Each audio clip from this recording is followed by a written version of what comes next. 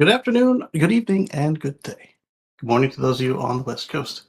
And got an exciting show for you today. Got quite a few topics. Some of them are just going to get a little touch, and others we'll go into, uh, and then others we'll kind of dwell on with story after story. But that's because they're fun. So let's see. Oh, excuse me.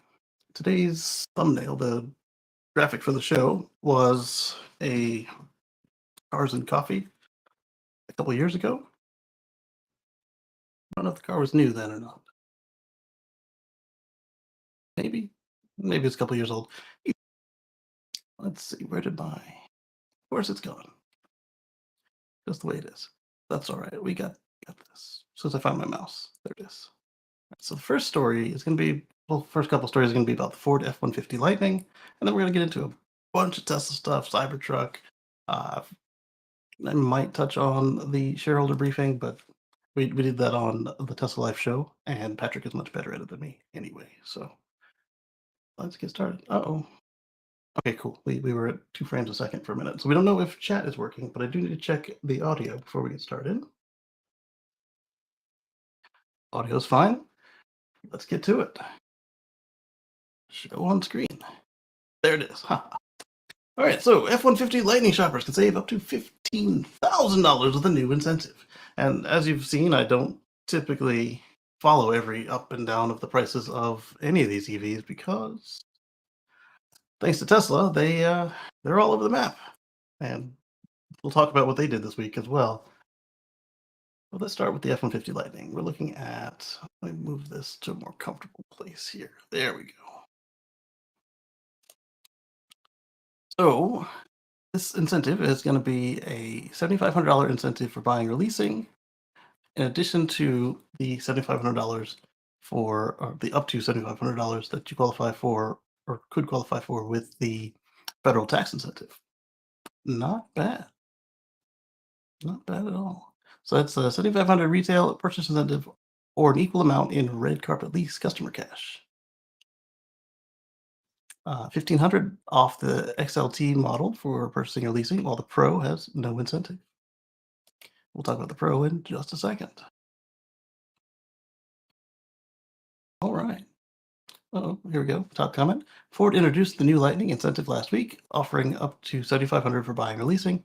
This means you can take advantage of up to 15,000 savings. That's the quote. First time I read this, I went, huh? If it's $7,500 for buying or leasing, how do we get the 15? So this person forgot about the tax credit. Ford introduced new Lightning.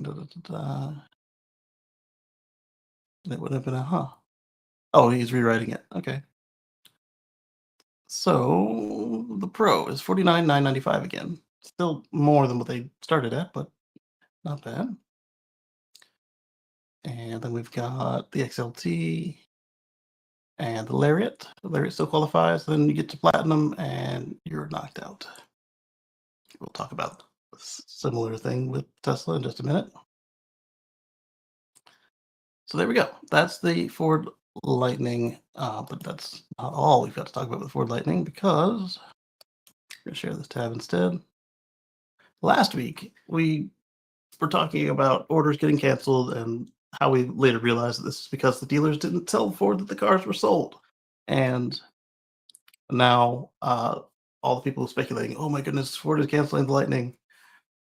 The sky is falling. It's now nothing because here we go. Ford has opened the order books for the 2024 Lightning Pro fleet orders. So if you want to order, say, 5 or 50 of these things for your business, you can. And is that what you would do if you were canceling a vehicle? No. So as we said when we discovered it, it was a case of Ford was ready to go to the next model year, and why ship old model year numbers to go sit on the dealer lots? Because then you have to sell them at a discount, and Ford has to offer incentives to help the dealers get them to move. And if there was anything they wanted to change between 23 and 24, because Ford is a legacy and they don't really make in between changes like Tesla does. So if you wanted to, maybe change the color of a knob or something, then you got to get it in the next model year. I mean, they sometimes can do it in the flow, but they don't like to do that. They like it to be a next model year thing. This is a feature. Also, heat pump is standard. It's very important for fuel economy, and glad to see it. And not just fuel economy, but like heat pump all the things. Just like I say, electrify all the things. All right, what do we have next? I didn't open up all of my first ones, but that's fine. Here's why. Let's get into it. I guess before we get into it, let's take a look at the Tesla shareholder briefing.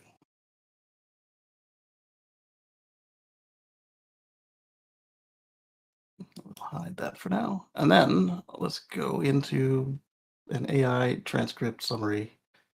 Like I said, if you want a good in-depth, go look at this week's the Tesla Live show. I still laugh at the fact that it made action items based on what Elon said, and the fact that it knew who he was. So 500,000,000 miles of FSD beta, and the number's growing rapidly. Company recently completed a 10,000 GPU cluster of H100s that will bring it into operation faster than anyone has ever brought that much compute unit for power per time into production.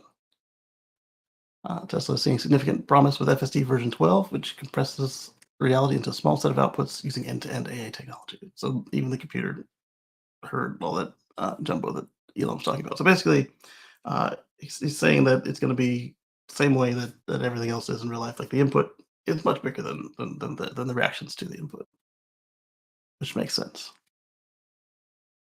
They went on to the importance of AI for their development. And the chat closed. Why did the chat close? There we go. Energy storage business. They went on to explain that was super important. And then Elon said a bunch of stuff with phrasing he should not have used about the Cybertruck because that allowed people to clown him yet again all over the internet.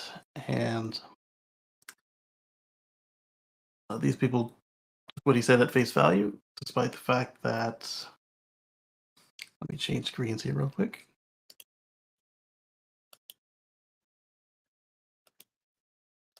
Despite the fact that the Cybertruck is going to start being delivered on November 30th. Now, we don't know how many. We don't know if it's going to be anybody outside the company. We know there's going to be one person who was the first person to get the check in Elon's hand. And then beyond that, probably employees, but we'll see what happens. So let's see. The summary came out. So while Cybertruck may be potentially Tesla's best product ever, reaching volume production will require immense work proportionate to how many new things they are trying to solve at scale. So you've got a new body exterior construction. You've got lack of paint. You've got high voltage, low voltage. So instead of 12 volts, it's 48 volts. I think he said 48 volts. Yeah. 1,000-volt battery architecture instead of 400 volts. And then you've got the rear wheel steering. You've got a larger version of the smart air suspension that they've ever had, and on and on and on. There's a lot of new stuff in Cybertruck, which kind of explains Elon's stupid quote. And when you look back and look at, like, say, the Model X, it's not the first time they've done something like this. Although you could say that they perhaps were a little more reasonable about it, at least based on the crowdsourcing and then what we see in the release candidates and prototypes that are running around California and Texas and Canada and all over the place, New Zealand. They talked financial stuff. They talked about the capacity expansion plans. So current priority for Austin is maximizing output for existing lines, laser focus on efficiency improvements while maintaining high quality standards. Reducing per unit cost remains critical as growing production volume. As critical as growing production volume. The Mexico facility construction groundwork has been laid, but waiting on global economy stability. Oh yeah, that's another thing Musk did. He went on and on about Debbie Downer about the economy and interest rates, and said why should they advertise to people who can't afford the product? And oh, Frosty Booster and Tower Vent Starship is next. Okay, cool. And let's see what else happened here. I talked about FSD pricing, future of robotics. somebody asked him about the legal liability for FSD, which was just, I think, a question that should not even been answered. It's not. Why should they take liability when you're supposed to be driving, right? They talked about the Optimus deployments, and they didn't talk about any details, like if it's going to be used in the factory, that sort of thing. Yeah, Elon went on and on about credit card debt and interest rates, cost reduction efforts, new factory location, and radar integration into vehicles. That was a decent summary, computer. Decent. All right, we'll close that. Then, all right, so like I said, Cybertruck starting on November 30th. Let's see what Drive Tesla Canada has to say about that.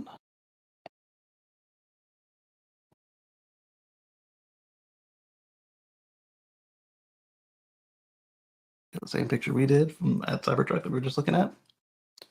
Big pieces still missing from the equation are final specs and pricing. Yeah, hopefully we'll know something at the delivery, unlike the Semi and the first Model Y deliveries. Those were disappointing as far as these events go.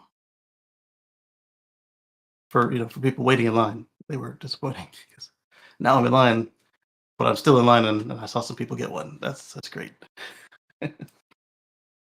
Da. They're speculating they'll start with dual motors, which is fine. Tri-motor performance to come later. We'll see. We'll see. And then Drive Tesla doesn't do comments anymore, so we'll move on. Where's my notes? Here we go. More Cybertruck? We got a lot more Cybertruck to go. Are we on the right window? Gotta make sure, because this thing will just try and open them on top of you guys. All right. Got a ex-post picture of Cybertruck doing some testing. And then some post from Gregor Truck. And some nerds nerding out, which is fine. And then we've got the Cybertruck VIN decoder. And some stuff about that. And then we'll get on to more general Tesla news for a minute. And then we're going to talk about plugs again. It's time to talk about plugs. I'm a weird nerd talking about plugs, I know. All right, we're going to share this tab instead. All right, so it says, yo, WTF, LMAO. And let's make this bigger, but also make sure it stays muted. So we'll pause it, make it bigger, and then mute it. And then we'll go back. So this Cybertruck was spotted driving on the roads of California. Now let's take a look here. Let's hit play. And you might notice an odd pattern on the side of this vehicle. It's been shot to pieces. And something I've pointed out, and I asked Elon on X. Pause this. Maybe that's why it's fighting me. Terrible interface. Anyway, you might notice that this pattern looks like the Cybertruck wordmark logo a little bit. A little bit. Let's keep going. Let's finish the video and then let's keep going.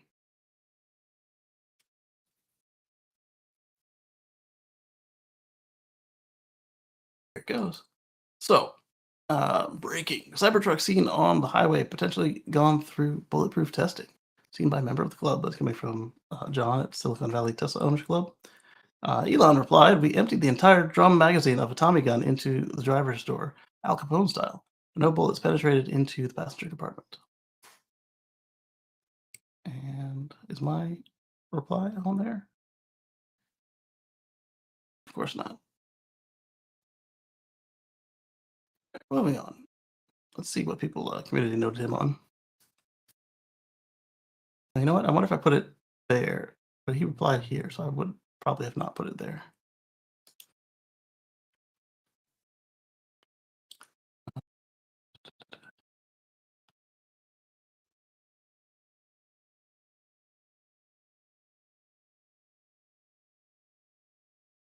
The drum mag of a Tommy is 50 or 100 rounds. The truck shows approximately 75 impact marks, which look like more like ball hammer strikes and bullet marks. Um, did they miss the truck 25 times? And then it's got a link to the Encyclopedia Britannica Thompson submachine gun. All right, so let's move on to the next post. They switched my share and stop sharing buttons around, I think. The colors are still the same. I keep trying to hit the stop button. All right, so Gregor Truck included a link. Says they exceeded the initial claims of 9mm proof, 9mm versus 45 ACP. And so then this should be the 9, and that should be the 45. And then this person asking, when did they say that? And Gregor Truck responds that the Tommy is a 45. While Thompson submachine guns have been manufactured in many calibers, it's also colloquially used to describe many other firearms. I think you're making a wild assumption. Fair point. Go back. Fair point. I did read 45 on another post, but not sure it was confirmed. Would be nice to have a serious ballistics breakdown. I'm sure as soon as they come to market, someone will. This is true, but hopefully on a truck they own, or when they get there with the buddies saying, "Oh, let's have some brewskis and try this out." Not on bystanders. Squad cars will be forever changed, possibly. Yep, was wondering how many police forces are getting their orders in. Wonder if they'll get priority in line. Hopefully not. Not that they won't get it, but that they won't get priority. 45 looks so much smaller than the 9mm. Person wrote it backwards in the picture. Placements are backwards, sorry for the confusion.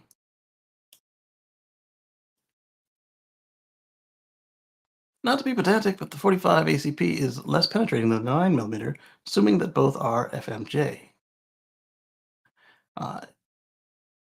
Is 45 ACP is both cross-sectionally larger and much slower. So let's see.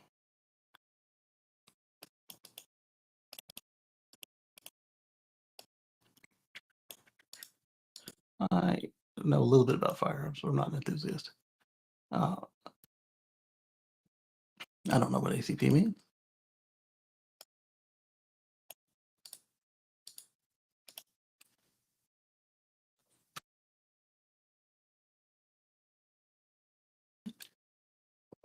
A rimless straight-walled handgun cartridge. The ACP, also known as a 45 auto, 45 automatic, is a rimless, straight-walled handgun cartridge designed by John Moses Browning. Huh. Okay, so continuing on.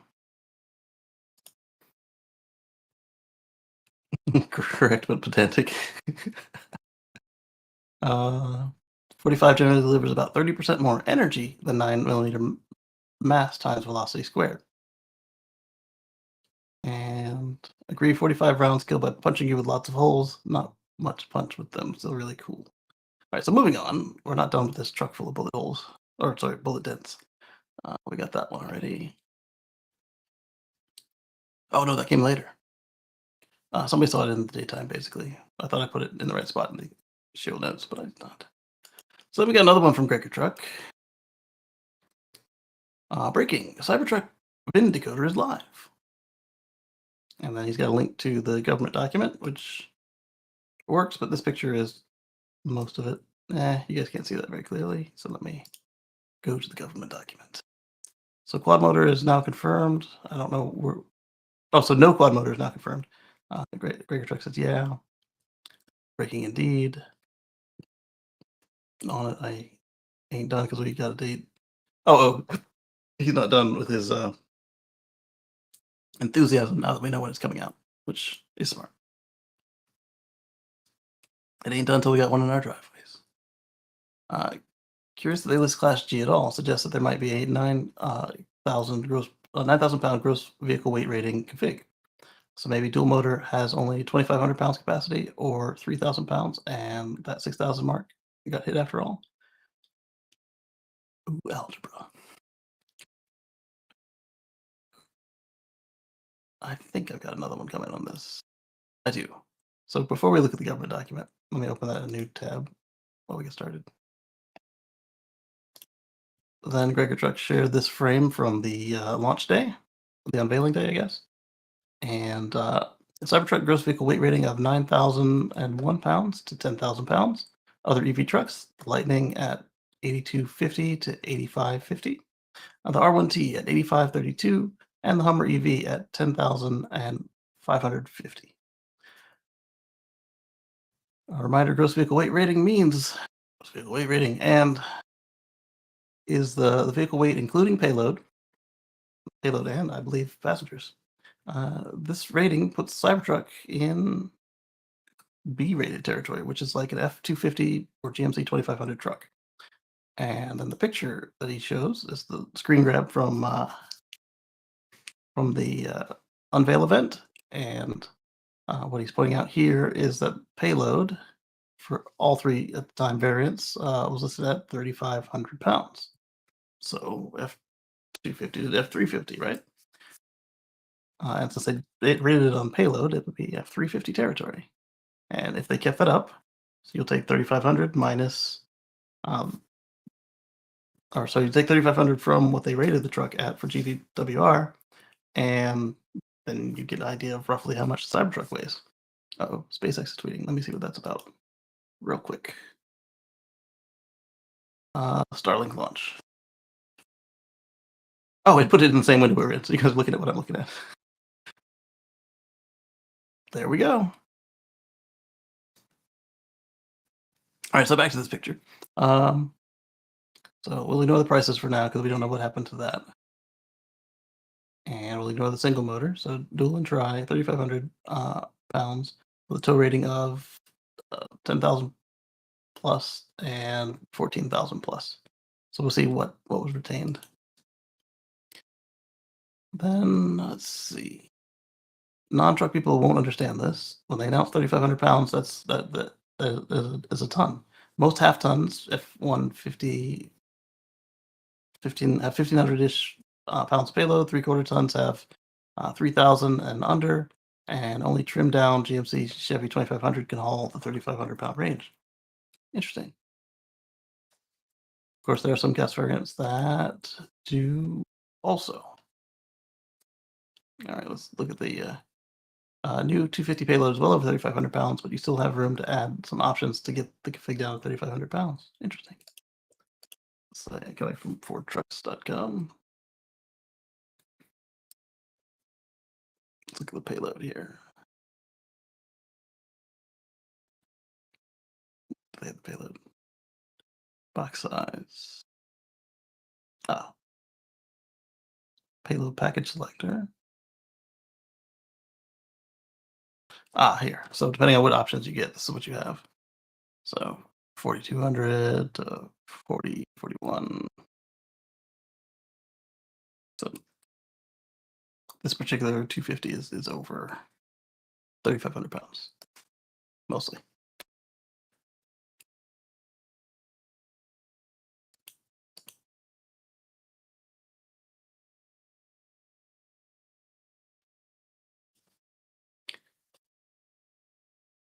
It would have to be a two-door regular cab, no backseat, and two-wheel drive to be over 3,500 pounds. Literally never seen one in person. Best 4x4 crew cab would be 2,584. You get the XLT model with four-wheel drive, 6.75 foot bed that gets a GWVR 10K pounds and a payload of 3,538. So just eking it in. The lowest they go is 3,200.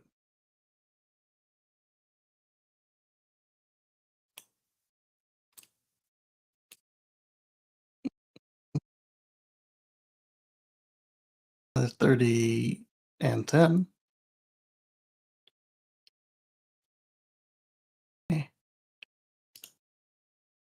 We'll let the nerds argue about that. That's old data. The V8 standard is now 6.8. 6.2 is gone. Okay, so he's using the link that we looked at earlier. It's 2024. Moving back to what we were talking about. Let's get back to the Cybertruck. Share this tab instead. So this is Tesla's Vindicator for 2024 that they provided to the government. And it tells you how to break down their VIN. You got your world manufacturer World manufacturer identity, so it's gonna be the factory this came from. WMI is the make. Line number 4. Let's see. Body type in GWVR. Restraint system on 6. Fuel type on 7. So these will all be electric. 8 is motor and drive unit. 9 is check. 10 is the model year, so R is 2024. Plant of manufacturer. So this will be F for Fremont. And then you've got your serial number.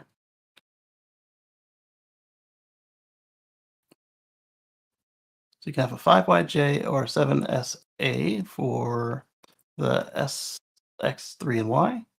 The 5YJ is going to be your cars, and your 7SAs are going to be your crossovers.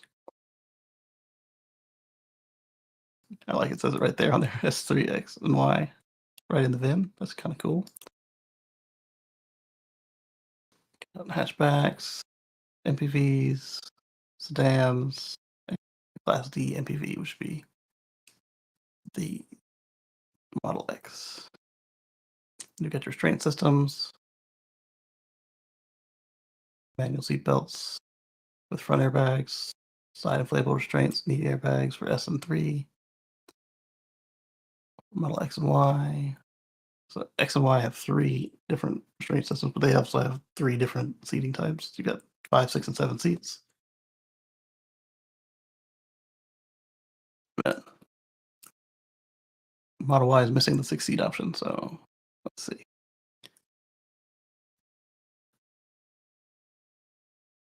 Interesting there. I'll take more time to decode that later. And that's even worse than his picture. Let me zoom this in for you guys. There we go. Fuel type, electric. And, oh, okay, they do have 2 fuel types. They have electric and electric with lithium iron phosphate batteries. So now you can just find out what your battery is by looking at the VIN. I'm sure that was always there, but you get a lot of folks asking, do I have phosphate or do I have nickel? And then they'd say, oh, look at the screen, it'll tell you. It does, but now you can just do it from the outside with the VIN. Hello, sweetie. How are you? How was your walk? Did you have a good walk? Say hello. Where'd you go? What did you see? Sleepy? That's my snack for later.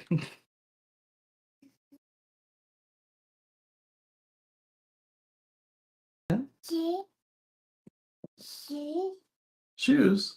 You just took your shoes off. Your hair? Yeah, I got a haircut. Yeah, I got a haircut and you didn't. You don't need a haircut. You're fine. Ball? Really? Yeah, we're talking right now. They're watching us. Yeah, they're watching us. Mm-hmm.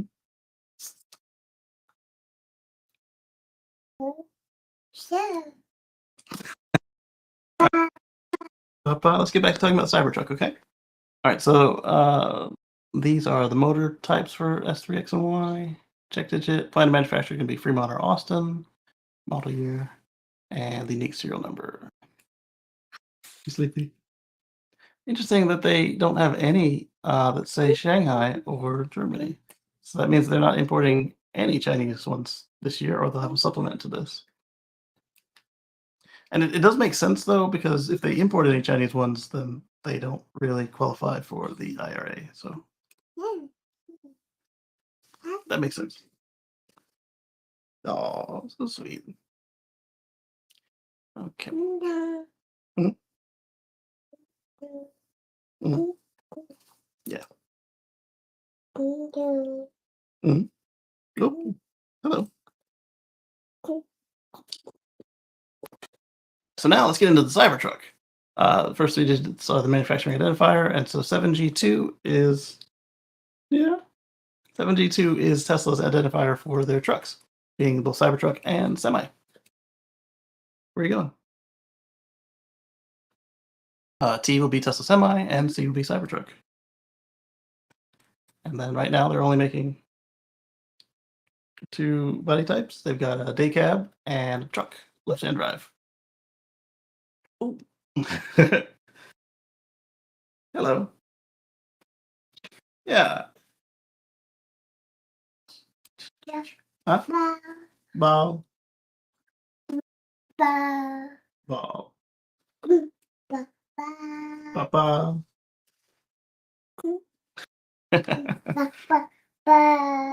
Papa.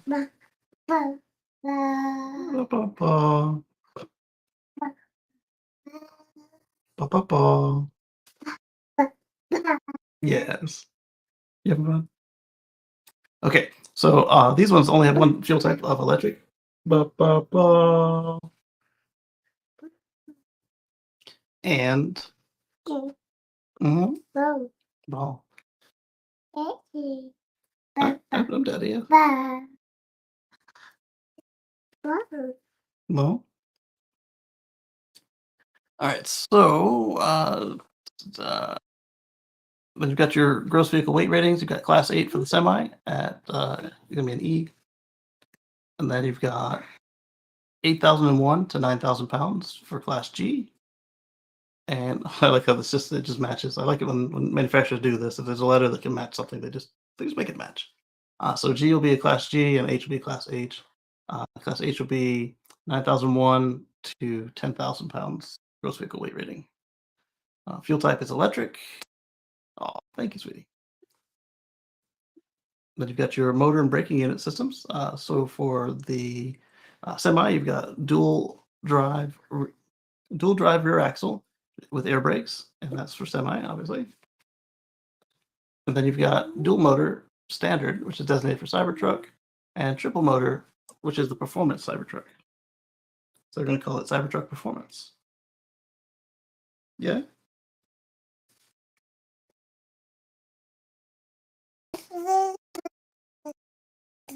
Yeah, and then you've got your two plants of manufacture, and for Reno, Sparks or Gigafactory 1, and then A for Austin, which would be the Texas Gigafactory.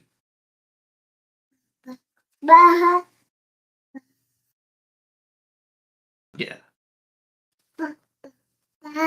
Ba-ba-ba. And so now that we've looked at the Cybertruck VIN decoder, what do we have next?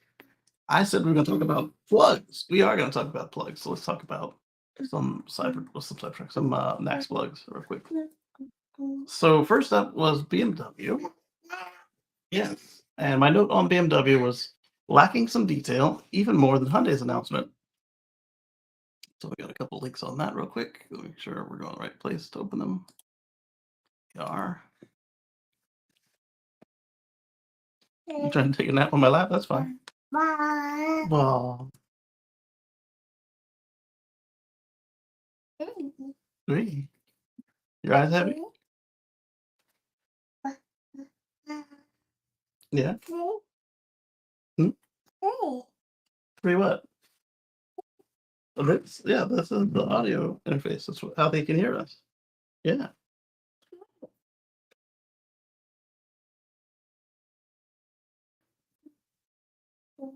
All right, so we're gonna click on these articles real quick. BMW. BMW. Ah. What are you doing, baby? Where are you going? You want mommy's coffee creamer? There you go. And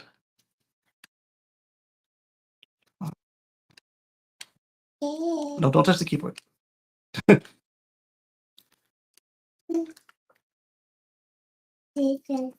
you dropped it.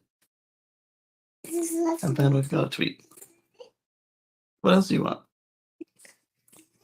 What? You don't need anything else up there. That's sharp. Those are scissors. Those are medicine. You don't need anything else up there, no. The other one's a remote for the fan that we're under. Mhm. Okay. let's just stick with that right now before she finds something else to ask for.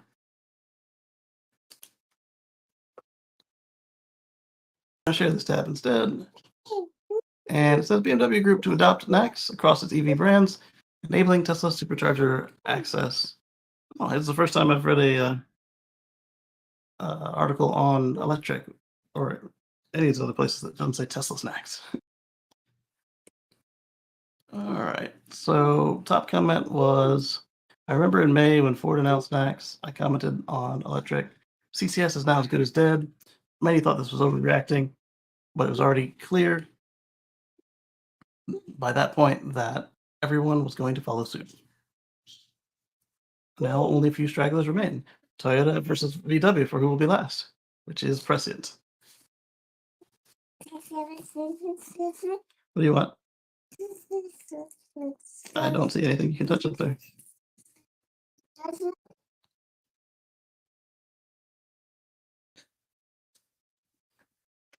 Empty pill cup. Is that what you want? Okay, good.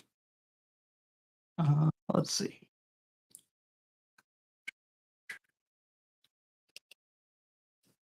I'm gonna leave this open, but let's see. Most all the articles basically quoted the very short BMW press release, which we're now going to look at. This press release, I could not find it anywhere on their site by searching on their site. I had to go to a external search engine, in this case, Bing, and then I was able to find the article on BMW's press website. Don't throw that on the floor. All right, so BMW North America expands electric vehicle charging options for customers in US and Canada with access to Tesla Supercharger network. And in a minute, you'll see what I meant when I said that they were less detail given than the others. The others to precede them and the others to follow them. BMW Group to adopt the North American Charging Standard, or NACS, for its battery electric vehicles in the US and Canada starting in 2025.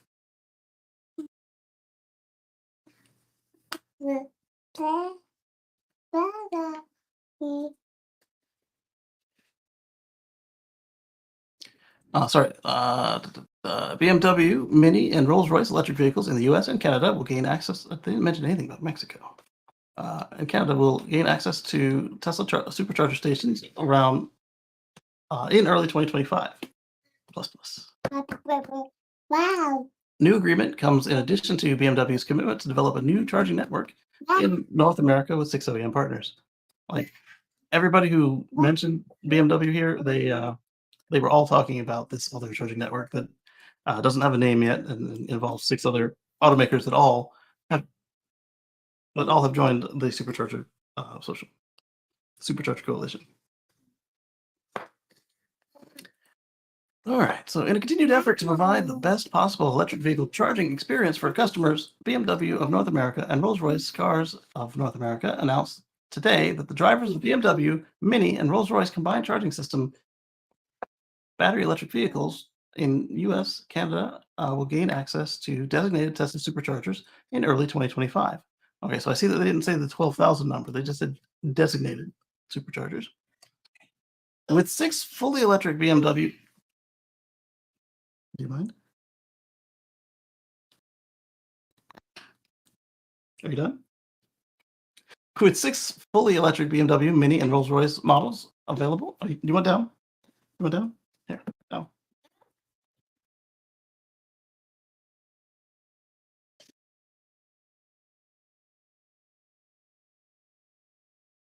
Come here.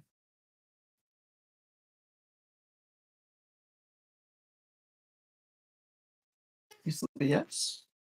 You want up or down? Mommy? Here's mommy. Okay, back to next.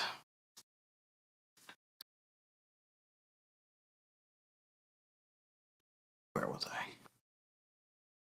Okay, so early 2025. So notice already they're not mentioning 2024 for anything. And they're talking early 2025, which implies not a model year. They're talking a calendar year here. Unlike Hyundai, which was talking model years. With 6 fully electric BMW, Mini, and Rolls-Royce models now available in the US and more to come.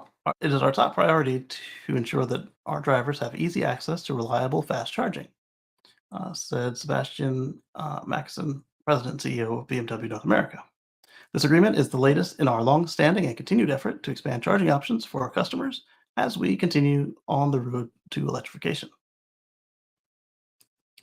The companies will work together in the coming months to create a seamless customer experience, enabling BMW, Mini, and Rolls-Royce drivers to find and access available superchargers on their vehicle's display and make payments through their respective vehicle brand's app. This goes kind of just like we saw with Ford, where they're going to do everything through the Ford app. They won't have to interface with the Tesla app at all. So it's sounding like they'll make a payment to BMW, and BMW will then cut a check at the end of the month or whatever to Tesla. Let's see. Apps. As part of the arrangement, BMW Group will also adopt the North America charging standard for its battery electric vehicles in the US and Canada starting in 2025. This agreement is independent of BMW North America's recently announced commitment with six other electric automakers to create a joint venture company that will build a new high powered electric vehicle charging network in North America. The new joint venture will build at least 30,000 new chargers in metropolitan areas and along major highways, which will be accessible to drivers of all battery electric vehicles from any automaker using CCS or NACS charging standards. The joint venture is expected to be established this year, subject to customary closing conditions and regulatory approvals. Okay, so that explains why nothing has been done yet with this thing other than words. Is if you need approval to even like start talking to each other worldwide, but they knew they were going to try and do it. They just announced this thing before they were ready to actually start it, which explains why it looks like a whole lot of nothing in the middle. One questions the marketing value of announcing too early like that. All right, so things we don't see here in the BMW announcement. We don't see anything about adapters for existing customers at all. We saw the adapters in the Mercedes announcement and everybody else, including Hyundai. So, are you on your own as an accessory? If you own a BMW with CCS1, are you out in the cold regarding supercharger access and you have to use this new thing that doesn't exist yet? Question marks all around. Um, I mean, welcome to the social, and they've done the right thing for their new customers, but this kind of thing right here is called Osborning. You've announced the new thing, and you have announced no transition, no comfort to the folks who own your existing product. Yes, BMW has a much higher percentage of lessees than lease sales than other brands, but some people do own their BMWs, or at least have a note on them, and will own them when the note is finished. So somebody said, "Hey, I want to buy a BMW so I can use the superchargers." I can until they clarify. I can't tell them. I think that's a good idea if they do it before 2025, or at least the 2025 model year. And even then, open it up and see if you see a bunch of pins or just five. I don't know. This boggles the mind what they've done here. And then, of course, Tesla charging has posted, but this time, unlike with Volvo, they haven't taught us anything new. With Volvo, they announced first over at Tesla charging. So, welcome BMW, Mini, and Rolls-Royce owners to superchargers across America.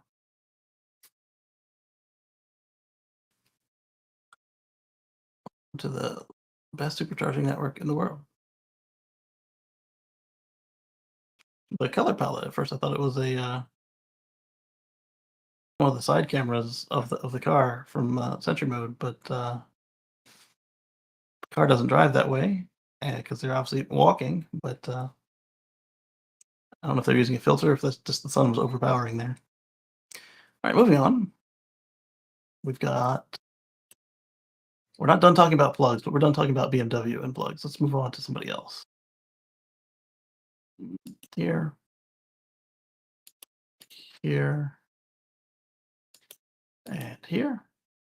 And then even after talking about this next group, we're still not done talking about plugs because it's just something about the whole peer pressure aspect of announcing that you've joined the Nax. It's like all of your frenemies they have to join as well. So here we go. This one was not the one I expected to be next. I totally expected the next one to be Volkswagen, but Volkswagen still hasn't said anything. So here we go. Toyota signs a deal with Tesla for Nax and supercharger access. I guess that's not inaccurate based on what we saw from BMW's announcement, but you don't need to sign a deal for Nax. But if your deal for supercharger says you'll use Nax, then it's technically correct, the best kind of correct. Anyway, Toyota announced a deal with Tesla to adopt the Nax connector and get supercharger access for its future EV owners. Nax has already become the de facto standard for EV connectors in North America. It took a while, 6 months uh, or less. The first one was in May, June, July, August, September, October, 5 months. And really, you could say it was June because it was like May 25th. So that was already June. So 4 months for all of the auto industry to join on board. Um, anyway, the Nax has already become the de facto standard, blah, blah, blah, representing the vast majority of EVs in North America. It did that before it was even open, being the vast majority of EVs in North America, by virtue of the fact that Tesla is outselling everybody on EVs. But now it's a super majority. There are still a few laggards that haven't announced plans to adopt the standard. However, these represent such a minority of the EV fleet that it is almost irrelevant. That's the reason I wanted to have this whole article. They had this quote in there, almost irrelevant, and they will have to eventually come on board if they don't want to be left behind. Yeah, if you're selling a car that doesn't use the same port as everything else in the continent, it's a hard sell. And yes, that could have been said about Tesla before, but at the same time, Tesla had their own network, and they represented the majority of cars out there that needed to charge. Today was one of them, but today Toyota was one of them, but today the Japanese automaker finally announced that it had reached an agreement with Tesla. And let's read the Toyota press release first, and then we'll get back because I like to see the comments and the summary. Toyota adopts the North American charging standard to expand customer charging options. Toyota and Lexus customers will have access to more than 1,200 Tesla superchargers in North America. And the Toyota and Lexus to incorporate North American charging standard ports into certain, so not all, certain Toyota and Lexus battery electric vehicles starting in 2025, which tells me that the Busy Forks and the Lexus thing and the Solterra might not be some of the first vehicles with the port on them. Again, that whole model year changeover vehicle refresh thing. Uh, you'll see. Hey, good evening, Anders. You'll see in here that Toyota doesn't mention those cars. They say certain, and then they mention a vehicle we haven't heard of yet, other than seeing it in family photos of things they might do in the future. That could be true, could not be true. I say that because of the spread they showed us. They cut a lot of them out, and they've been showing us a lot of concept cars. But learn my thing about concept cars and legacy automotive manufacturers, other than Honda, Tesla, and who was the other one that was really good about concepts? I can't remember. Let's see. In Plano, Texas. So both Texas automakers that start with T are now have the same plug. Today, we announced we reached an agreement with Tesla Inc. to adopt the North American charging standard on its battery electric vehicles starting in 2025, in line with Toyota's vehicle electrification strategy that offers a plethora of options for electrified powertrains. Toyota and Lexus customers will have convenient access to more than 12,000 Tesla superchargers across North America. So there we see the 12,000 again. So even though BMW didn't have a number, it's sounding like those other announcements so far. But there is still a difference between the BMW and Hyundai and everybody else announcements that we're seeing here with Toyota. And that's what I found to be interesting about this. Toyota will incorporate NACS into certain Toyota and Lexus BEVs starting in 2025, including all new and sorry, including the all new three-row electric, um, sorry, all new three-row battery electric Toyota SUV that will be assembled at Toyota Manufacturing Kentucky, or TMMK. Additionally, customers owning or leasing applicable Toyota and Lexus vehicles equipped with CCS port will be offered an adapter to enable max charging starting in 2025. So let's read that again. They'll incorporate the NACS port into certain Toyota and Lexus BEVs starting in 2025, meaning they're not going to change them all over right away. But at the same time, they went on to say customers owning or operating, owning or leasing applicable Toyota and Lexus vehicles equipped with CCS will be offered access to an adapter to enable NACS charging starting in 2025. So they didn't say anything that implied that they would be giving or selling this adapter to you. They said access, which if they gave you access to superchargers with the Magic Dock, that would be access to an adapter. But it wouldn't allow you to use that adapter on other CCS stations. But at the same time, they didn't promise you that they would do that. So this is a little different than everybody else's. Everybody else was a little more straightforward in saying that either they would sell you or give you an adapter, except for BMW, who didn't mention adapters. And oddly, Hyundai will have adapters available on some level, purchase or sale, after the native port comes out. Whereas everybody else, including Toyota, is kind of saying that well, no, no, no, that's not entirely true. Toyota's adapters starting in 2025. Whereas other than Hyundai and Toyota, everybody else's adapters mentioned 2024. And then BMW, who doesn't have adapters at all, allegedly. I have a lunch. Veggie pups and baked beans. Thank you. What is a veggie pup? It's a hot dog made of veggie stuff. All right. Dedicated to delivering a seamless charging experience, whether at home or in public, Toyota aims to provide customer convenience no matter where customers choose to charge their vehicles. Through the Toyota and Lexus apps, customers have access to an extensive network comprising of 84,000 charging ports in North America, including level 2 and DC fast chargers. With NACS, customers will have access to more charging options, especially DC fast chargers, allowing a greater confidence to travel even more destinations. So I think that the Toyota announcement, while being more confusing, was better than the BMW announcement. They tell you it's fine to continue to buy your car. We'll hook you up later. Whereas a BMW said, "See you in 2025." I, I, if somebody said, "Hey, should I buy the 2024 BMW 3, whatever? I want to go on long road trips. I want to keep the car for 10 years." I'd say, I don't know. Here's why. I'd say they haven't mentioned that you'll be able to keep using this thing if CCS goes away. Whereas everybody else, even Toyota, said there's something out there for you, even though Toyota wasn't entirely clear on the adapters. Um, there are third-party adapters, but some of the charging networks have said if your manufacturer or Tesla hasn't made the adapter, then you can't use it. So there's that. All right, let's move on to the back to where we were with electric about this.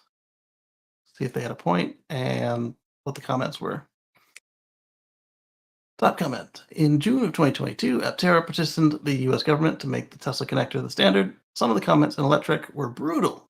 This is at least 3 to 5 years too late, but good luck. I mentioned that EVs in the US were still in their infancy.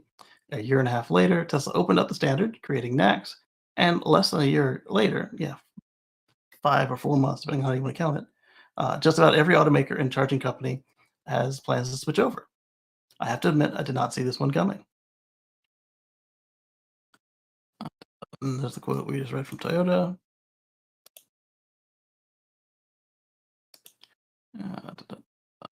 Big props to Ford for taking leadership and starting the cascade of automakers adopting the change. Yeah. If the pressure wasn't high enough on the few remaining holdouts to get on board the next train, this should just about do it. Yes. Now, if they started offering some compelling EV options, they would be set. If and only if. Identification friend or foe? The airplane transponder, I suppose. So at this point, who is left in North America beyond Lucid? Edit Lucid, VW, Stellantis. That's is 4 actual car companies, not counting uh, side by sides or other recreational vehicles. Cypress says Mazda? Question mark. Yes, Mazda. Brian says, let's face reality. Mazda is likely going out of business or getting bought by one of the other big Asian automakers. I don't see why. You could just buy their patents and let them rot. Maybe. They refuse to actually make a real EV that customers will buy. Maybe if there's a breakthrough in battery tech in the next 10 years, making them 10x lighter and smaller for the same capacity, Mazda might survive, but I wouldn't bet on it. There was an article I cut from today's show where Mazda said they were making a true BEV, and then I read it and it was a PHEV, so I deleted it from the article. Um, so they're trying one more time, but they're not. You can do an EV, it'll be hard to do it at scale, but you got to try. Let's see. The Mazda MX-30 with 100 miles of range definitely needs all the charging access it can get. All right, so I said yes, Mazda, VW, Stellantis, Lucid, Mitsubishi, and any heavy trucks stuck on CCS1 and not moving to MCS. Power Stern said, nah, that stupid rotary hybrid powertrain they've been working on will totally save them and eliminate any needs to offer BEVs. Just kidding. All right, so moving on. Then we've got a Tesla charging X post. They say, welcome Toyota and Lexus owners to the Supercharger access across North America. There we go. And this person, Burnt Hair, asks, when more Tesla Toyota partnership rumors? And they put up an old article from, I forget where. That's right, Timothy. Welcome, Lexus owners. and unlike BMW owners, you know that if you buy your car today with CCS1, that you'll still be able to charge it on next. I really hope that BMW answers that question about adapters. Cheers. I know you're not supposed to cheer with water, but that's what I drink. All right, so I said they did it once before with the second gen RAV EV. Hopefully, hopefully if there's a next time, they either put Tesla components in on their own thing or slap loopy tees on a whole cloth vehicle from Tesla, like Honda is doing with GM. And then this also brings up something that, like I said, with that Mazda article I cut. Toyota, Honda, and Mazda have gone back to spelling out their word marks instead of using their logos on these EVs and EV concepts they're showing us. It was interesting. And not say even the regular ones, like the old ones. I guess they're going for retro. Well, how the turntables. Darn, the Max is living up to its name, standard across all EVs. Zach said, I don't think Toyota and Lexus are making any electric vehicles anytime soon. It's why we switched from Toyota and Lexus to Tesla, and we are not going back. Let's hope they license some of Tesla technology and build on top of it. All right, so let's go on to the next one. Like I said, we're not done talking about people switching to the next. Here's a company that already said that they were doing it. What? Update. They finished. So ChargePoint has begun rolling out NACS connectors, enabling Tesla drivers to use its charging network. And as we said at the time that they made the announcement, that there would be more to come on how it would work. They're offering retrofits for their level 2 chargers and their DC chargers. Sorry, level 2 charging stations and their DC chargers. And I got a little bit of details in here. Let's see. Uh, Tells you how they sell, how the business works. Da, da, da, da. Until recently, ChargePoint served using J1772 or CCS or CHAdeMO. So basically now, ChargePoint has every plug. It's smart, it's totally smart. Times have changed, especially as automakers like Ford and GM have announced they will adopt the standard. Nearly everyone in the industry has followed suit, including BMW just yesterday, Toyota today. However, ChargePoint was missing on the list, at least until June, when it confirmed the NACS connectors on new and existing chargers would be implemented to allow Tesla drivers to more easily access its network. Not just Tesla drivers. All these other automakers it was seeing slip through its grasp. ChargePoint has confirmed those connectors are starting to be installed and will continue to expand. Up until today, Tesla drivers could use ChargePoint without fast charging as long as they brought their own adapter. We could use it with CCS with the adapter too. It's weird.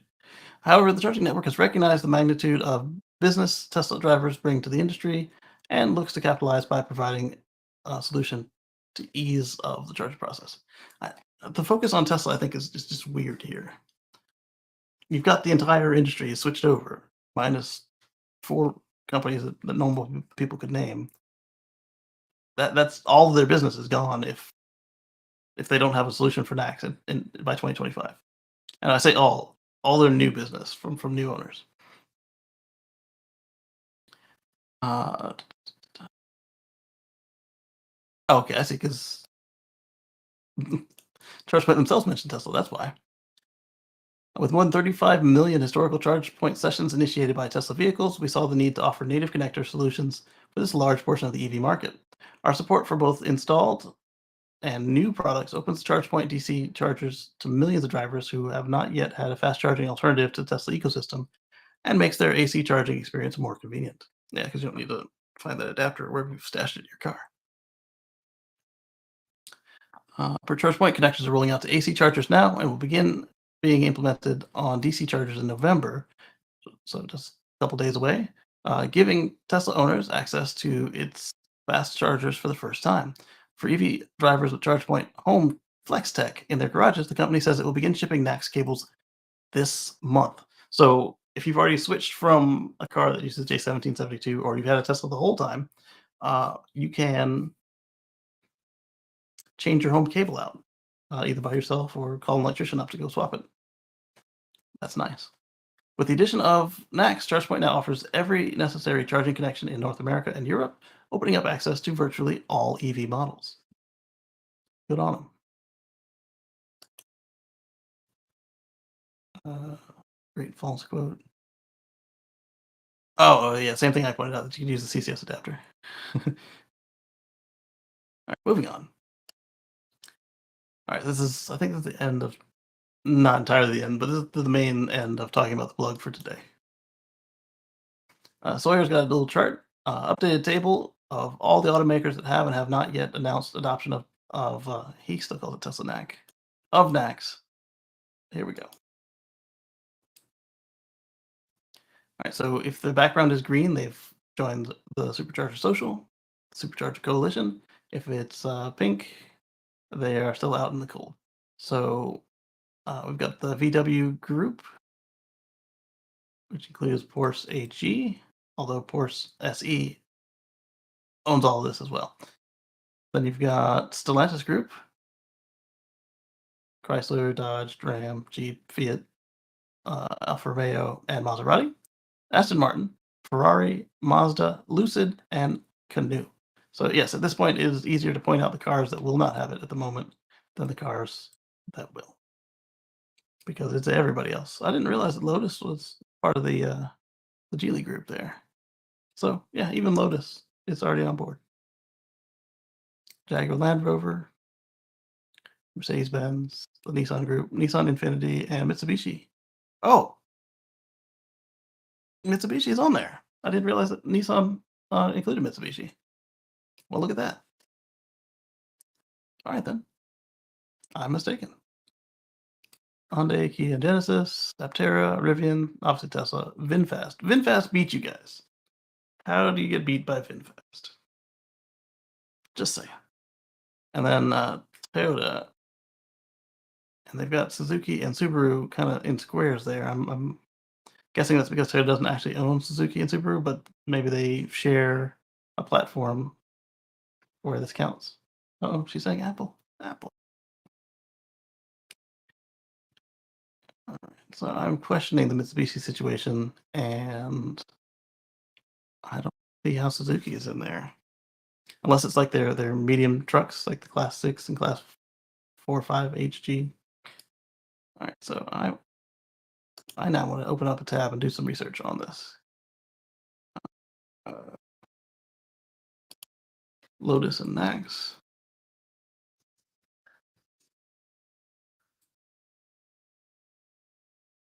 Alright, so I typed in Lotus Nax and it says Titan Lexus announce, and it says BMW. Lotus about to be listed on NASDAQ. So the next question is really who owns Lotus?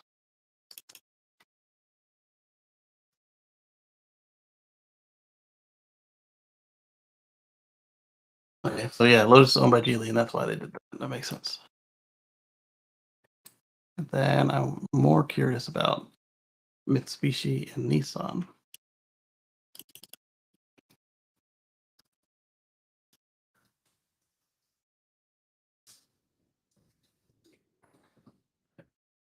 Max CCS, what's different?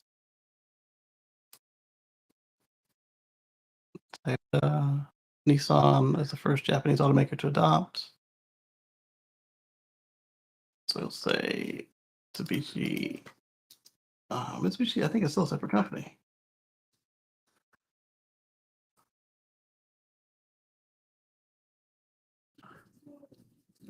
All right, what we got here? Mitsubishi Corporation. All right, so Mitsubishi Heavy Industries, I don't think is the same thing. Since October 16, Mitsubishi has been one-third owned by Nissan and Renault. Nissan in the Renault Alliance. Okay, so that makes sense. And so because Nissan is gone, they're assuming that Mitsubishi is going, which would make sense. If you're group buying with anybody, why would you group buy something they're not using? Uh, okay.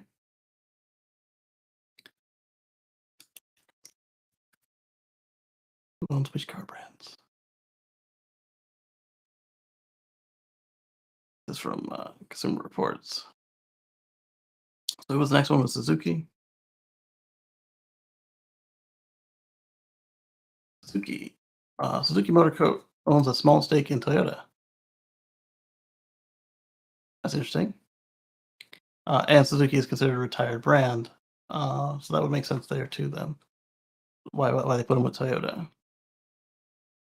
And then while we're in the S's, Saab is owned by Saab, owned by National Electric Vehicles Sweden, so they're back. The Saab cars, not the Saab jets, obviously. Subaru is owned by Subaru, but again, they're using Toyota platforms, so that makes some sense. Who else is in that chart I wanted to check out? That's all.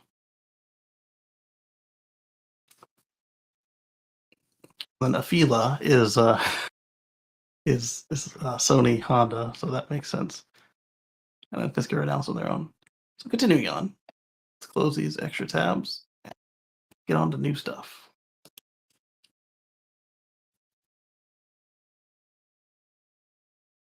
Where are you? All right, so we're going to talk about some charging some more, but this one is not about the NACs. And then I called this one bunch of price changes up and down for Tesla, and this exclamation points. Too many exclamation points.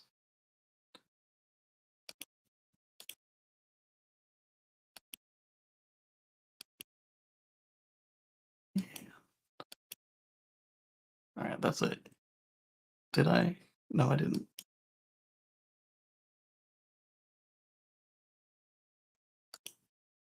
And then these. Oh no, I did include the Mazda thing, but not the one that I last read. but I'm gonna remove the Musk thing because, like I said, it doesn't count. Not that I'm saying that you shouldn't buy a PHEV if it works for you. I'm saying that the manufacturers need to stop treating it like it's a viable option. Not, not for them. Not for their survival. If it works for you, it works for you. All right. New York Times reporter blames Hertz for his own ignorance of EV range and charging. I was gonna read this and then not include it, and then I read it and I was like, I have to include this because it's so. All right, so blah blah range anxiety, blah blah blah. New York Times published an article this week in which one of its climate reporters, one who claims to have had an experience driving and charging Teslas in the past, describes an incident with his depleted rental Volvo C40 Recharge being towed away by Hertz in rural Minnesota. The blame, according to the Times reporter, lies at the feet of Hertz for not informing him of the few charging stations where he was headed. And the author says, how could they possibly know? The C40 Recharge's slow recharging speed corrects that to say they support 149 kilowatt DC, which is very standard and not at all slow. It's not as fast as a Tesla, but not slow. And the general state of US charging infrastructure, which means that one charger he found was too slow. Okay. Reporter also briefly blames himself for a moment for choosing an EV for a trip into rural farming country without checking on the availability of charging stations. But this seems rather beside the overall story he's attempting to drive home here, that EVs and the EV infrastructure aren't ready for regular Americans. Uh, which is why, the reason I included this article, which is why everybody has jumped on the Supercharger Coalition because they are sick and tired of hearing from their customers repeatedly in customer support about how this and that charger was down and how they're concerned about range. And this is why they can't buy their car. We're going to buy Tesla instead. So if the Tesla charging network is what's stopping you from buying our cars, how about we offer you some Tesla charging network? And now you can buy our cars. It's pretty good logic. And why would Tesla want them there? One, it qualifies them for federal subsidies. Two, group buys, because now you've got, instead of however many millions of cars Tesla's going to be selling at the time we're talking about this, you've got all the millions of Tesla cars plus however many uh, other non-Tesla cars are being sold that also need these facilities. But for now, if electric vehicles can't get me from Minneapolis, South Dakota border and back, they're almost certainly not ready for the Great American Road Trip. All right, so let's see. Minneapolis to South Dakota. Here we go.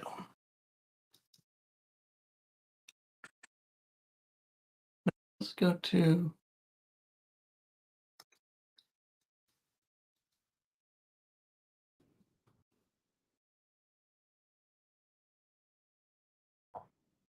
Excuse me. I was gonna go to supercharge.info, but what I want to do instead is just use the Tesla trip planner.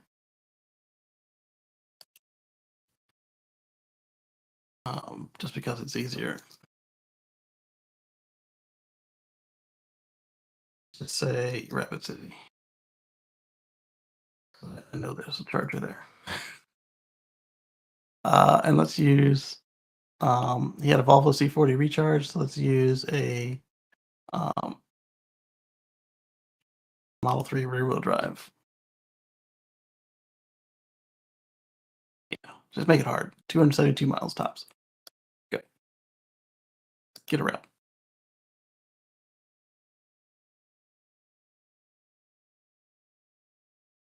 Looks like you can do it. I don't like these right here, a 75-minute and a 60-minute charge. I would rather minimize minimize charging time than minimize the number of charging stops. Because I would rather not be stopped for an hour and a half or an hour. Like these are like 10-minute charge, 10-minute charge, no problem. It is possible that the route they chose, that's just all you can do because my car does have a larger range than that when I'm not towing. And that might be why. Plus, where I was going, I wasn't going from Minneapolis. I was going from, I think, Iowa. Yeah, because I ended up at Sioux City and Sioux Falls. So there were more chargers that way. for me. In Oklahoma. I don't even think I stopped in Oklahoma. Wall Drug was nice. Wall SD, and Rapid City's got one in there as well. So you're looking at 11 hours, 20 minutes for 585 miles with the short range Model 3. It can be done. And he said he wanted to go back as well. So where's the reverse it button? Okay, you click in. No, I don't want to clear it. I want to swap them. There we go. Now let's go back the other way.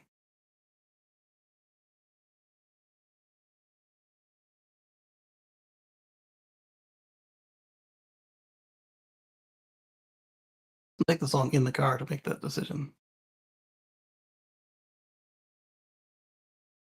Of course, also again, my car is not the short range.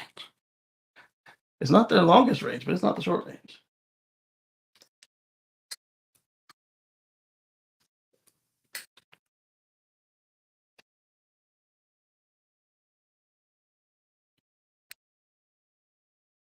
All right, they did it. So you're starting in Rapid City, but you're going to take a 5-minute charge in Rapid City. So it may just be a case of there aren't any chargers in between here and there for this car. Do a 75-minute in Tacoma, South Dakota, 55 in Worthington, Minneapolis, or Minnesota, and a 5-minute in St. Louis Park, Minnesota. And then you'll be in Minneapolis, again, 11 hours, 575 miles. So his problem is I did it in a Tesla, so I should be able to do it in anything. But in this part of the world right here, not only are charging stations sparse, but people are also sparse. So there's less incentive for making sure that everybody's covered. I mean, you'll want it done, but will you want to do them first? It's not a good investment to do them first by any means. Not saying that they don't deserve it. I understand the focus, being aware all the customers are.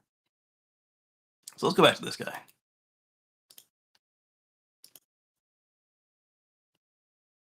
The fact of the story is as follows. Report has a C40 recharge. He says the vehicle has a 200-mile range. Oh, that's even worse than we did our calculations on. Meaning it probably wasn't fully charged because the C40 offers 226 miles of EPA range. But he knows he planned a full 308-mile round-trip journey with deadlines. Wait a minute. So we did a 500-mile trip in our planner, so it probably still would be fine. We did all the way to the other side of South Dakota. He just went, sounds like just inside South Dakota, if you cut off 200 miles. He finds a single 6-kilowatt charger while en route and stops to use it, but it's very slow. 2% added in 30 minutes. Whoa. That's slow even for a 6-kilowatt charger. I would expect it maybe 4% added in 30 minutes. He decides to go on anyway, hoping that there will be more charging stations ahead. If you're at less than 20% and you don't know where your next charge is, do not leave your charger, especially if you don't know that the next charger is functional or not. That includes Tesla. However, on the supercharger network, you can see on your map if a station is offline. You can see if the whole station's offline, or if you see more than half of the stations are off, or more than half of the stalls are offline. Assume there's something going on, and it might not be there when you get there. If it's only one or two, and it's Tesla site, no big deal. Or if it's one of the larger other sites, no big deal. That was a foolhardy move on his part to leave with less than 20%. Only time you should be leaving with less than 20% is if you're in your destination town and you know there's a working charger where you're going. So like if you're at home, you want to go to the grocery store and see a movie and come back. That's fine. If you're visiting family and they have charging, and again, similar type of errand around the corner and back, no big deal. But to continue on your road trip without making sure that where you're going and if it's available is foolhardy. I've done this before, not the way that he did it. Been at a charger, hey, this is a V2. There's a V3 around the corner with no wait. Let's give this a little 5-minute boost and let's go on to the next one. I've done that, but I was informed. I checked to make sure it was open and on and that I could get to it. Wow.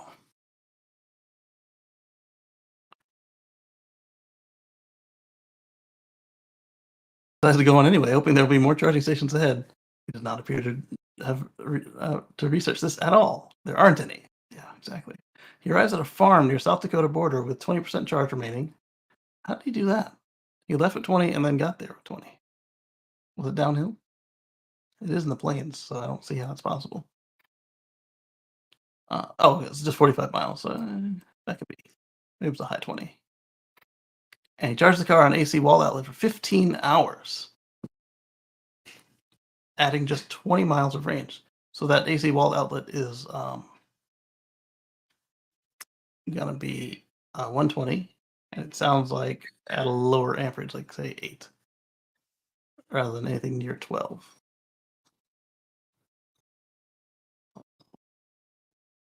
20 miles of range, so 65 miles presumably. This will become important later. He decided that because there are no chargers within 50 miles of the farm, he has to call Hertz and have them tow the car, which they do. And he gets a ride with a friend back to Minneapolis. Hertz charges him $700 tow fee, and he works with Hertz PR to get this refunded because he believes the fee is unjust. Wow, if I were Hertz, I would just leave him with that.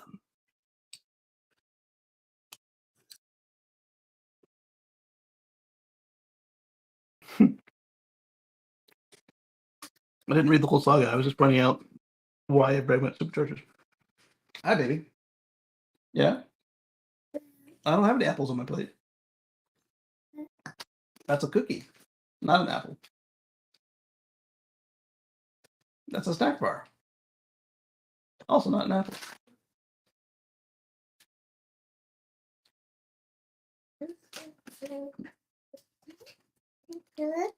Thank you, sweetie. You want up? You're very excited about my lunch.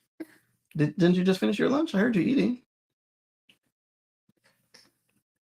And we do have apples, but there aren't any in this room. Ask mommy for an apple. You're taking my water. I'm drinking that. Where you going, my water?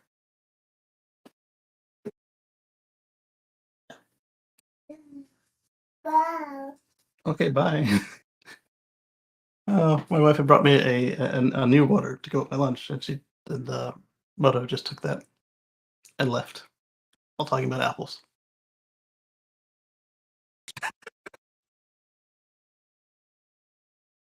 But at first, she was trying to take the one that I've been drinking the whole show. Okay, so yeah, when I pulled this up, I had fully intended to just talk about why people wanted to join the superchargers. But this is engrossing. All right, so we're talking about $700 fee. Few things come to mind. First, because I can't even begin to understand how any of this is Hertz's problem. This person used a rental vehicle in a way that was likely to leave it stranded and is blaming the rental company for this. Is this any different than renting a Ford Mustang and then blaming Hertz that it gets stuck in a washed out dirt road in the backcountry? Did he even tell Hertz what his route was? Did he truly expect them to say something like, hey, this is probably going to mean planning your charging carefully? His justification is borderline ridiculous. His justification is, but Hertz deserves some of the blame too. The company rented me a car that was slow to charge and did nothing to warn me about the dearth of charging stations outside Minneapolis. Surprising me with a huge fee poured salt on the wound.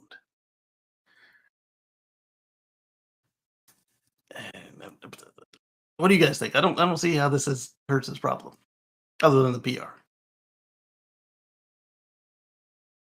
Not at all. And he didn't go as far as I tried to get him to go. Let's see. Second is his assertion that it was a slow charging car. This is just flatly wrong. The C40 Recharge supports 149 kilowatts DC fast charging. While you'd be lucky to find something like that out in Minnesota's sticks, barring superchargers, a 50 kilowatt charger plugged in for an hour would likely have avoided this whole debate. Third, the whole chain of events here is a comedy of errors. I bothered to actually do some Google Maps. I did even less, but still similar. and everything about this outcome was utterly avoidable. Reporter claims that a 6 kilowatt blink charger was the only option for his way back to Minneapolis. But that was only after he passed a 50 kilowatt charge point 60 miles into his journey, presumably with around 140 miles indicated range remaining on the C40. Had he stopped there and charged near to full, he'd have been able to hit the same destination on the way back for a brief second charge before returning the car the next day. So, yeah, if you hear of any friends looking at buying an EV and they seem to be of this caliber of just nonchalant YOLO, make sure that you've told them about the PlugShare app and they know how to use it. Just saying. Uh, all this is to say the person who ended up in this situation was a victim of their own ignorance. Nothing more, nothing less. In choosing to use a vehicle with an understood set of capabilities and limitations, he chose not to inform himself and ended up in a debacle whose summary analysis should have started and ended with, well, that was stupid of me. I agree. Also, if he had got a Tesla and put it in on the map, the Tesla would have been like charge here, charge there, and you're driving outside the range of known chargers. So if you're going to rent a car and you're new to EVs from Hertz, make sure it's Tesla and that you use GPS in the screen. Don't use Waze on your phone. I mean, you can, but that's not going to avoid the problem. Uh, as icing on the cake, his claim about the car being unable to reach another charging station after adding 20 miles of range at the farmhouse overnight seems dubious. ZEF 50 kilowatt station in Marshall, Minnesota is at most 65 miles from wherever this person was headed and is likely a bit closer. I picked a town that would have actually made for a round trip longer than the 308 miles the reporter claimed. Yeah. And this is the importance of fact checking and knowing stuff like this. If the article math is accurate, this 50 kilowatt ZEF station was reachable and its origin is likely farther than the one in reality, is the caption on that picture. Thought comment by Izgoy.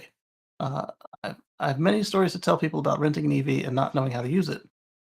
Just in the past 3 months, I encountered 3 drivers at EA stations who rented an EV and didn't know how to charge it. They couldn't operate the DC charger, they didn't know how to plug in the CCS handle to the car, and the credit card readers didn't work at the EA charging cabinets. And these people didn't know that they needed to download an app. And once I showed them how to charge the EV, they cursed the day they decided to rent an EV.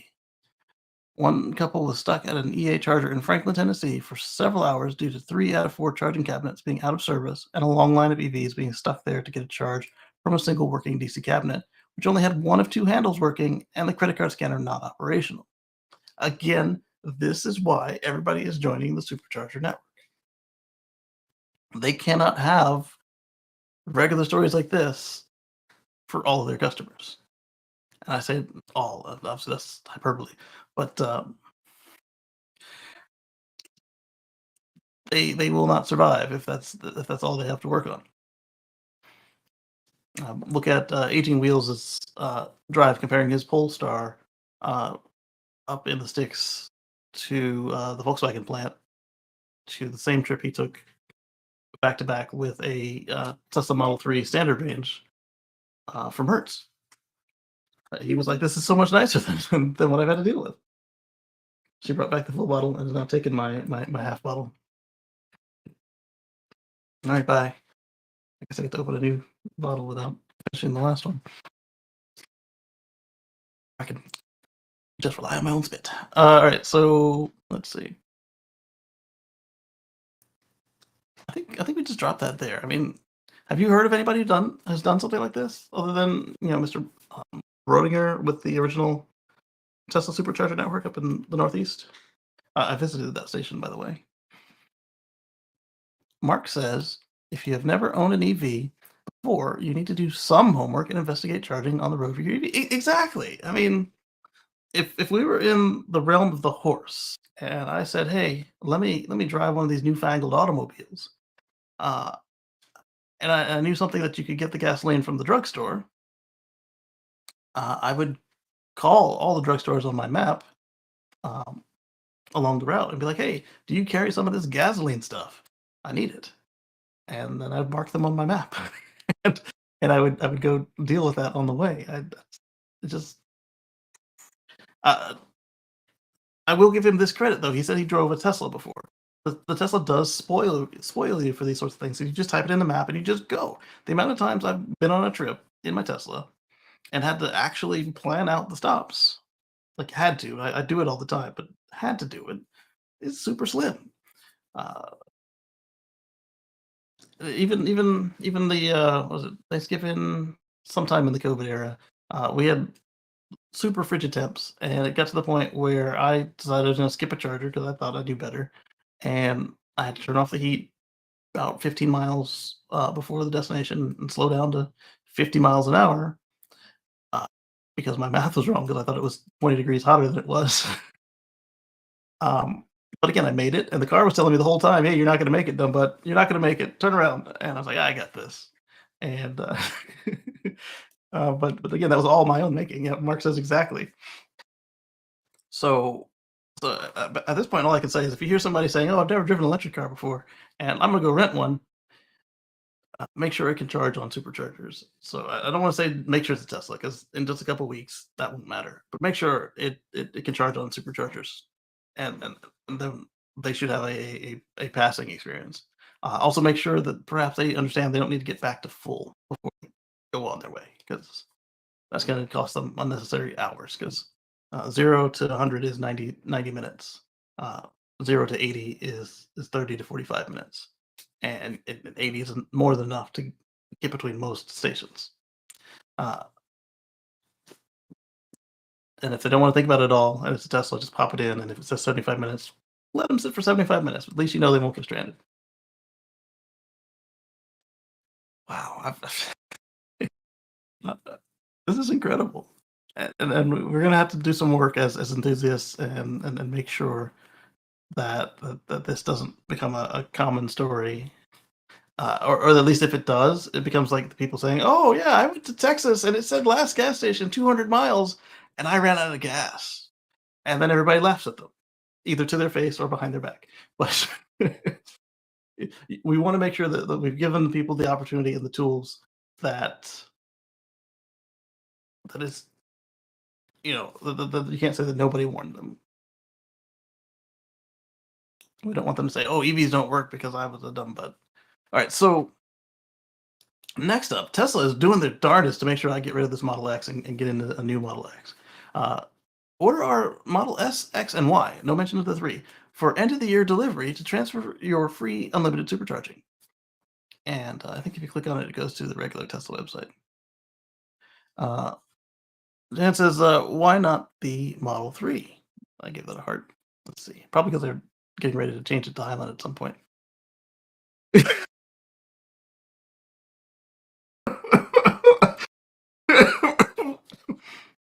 That's reason enough.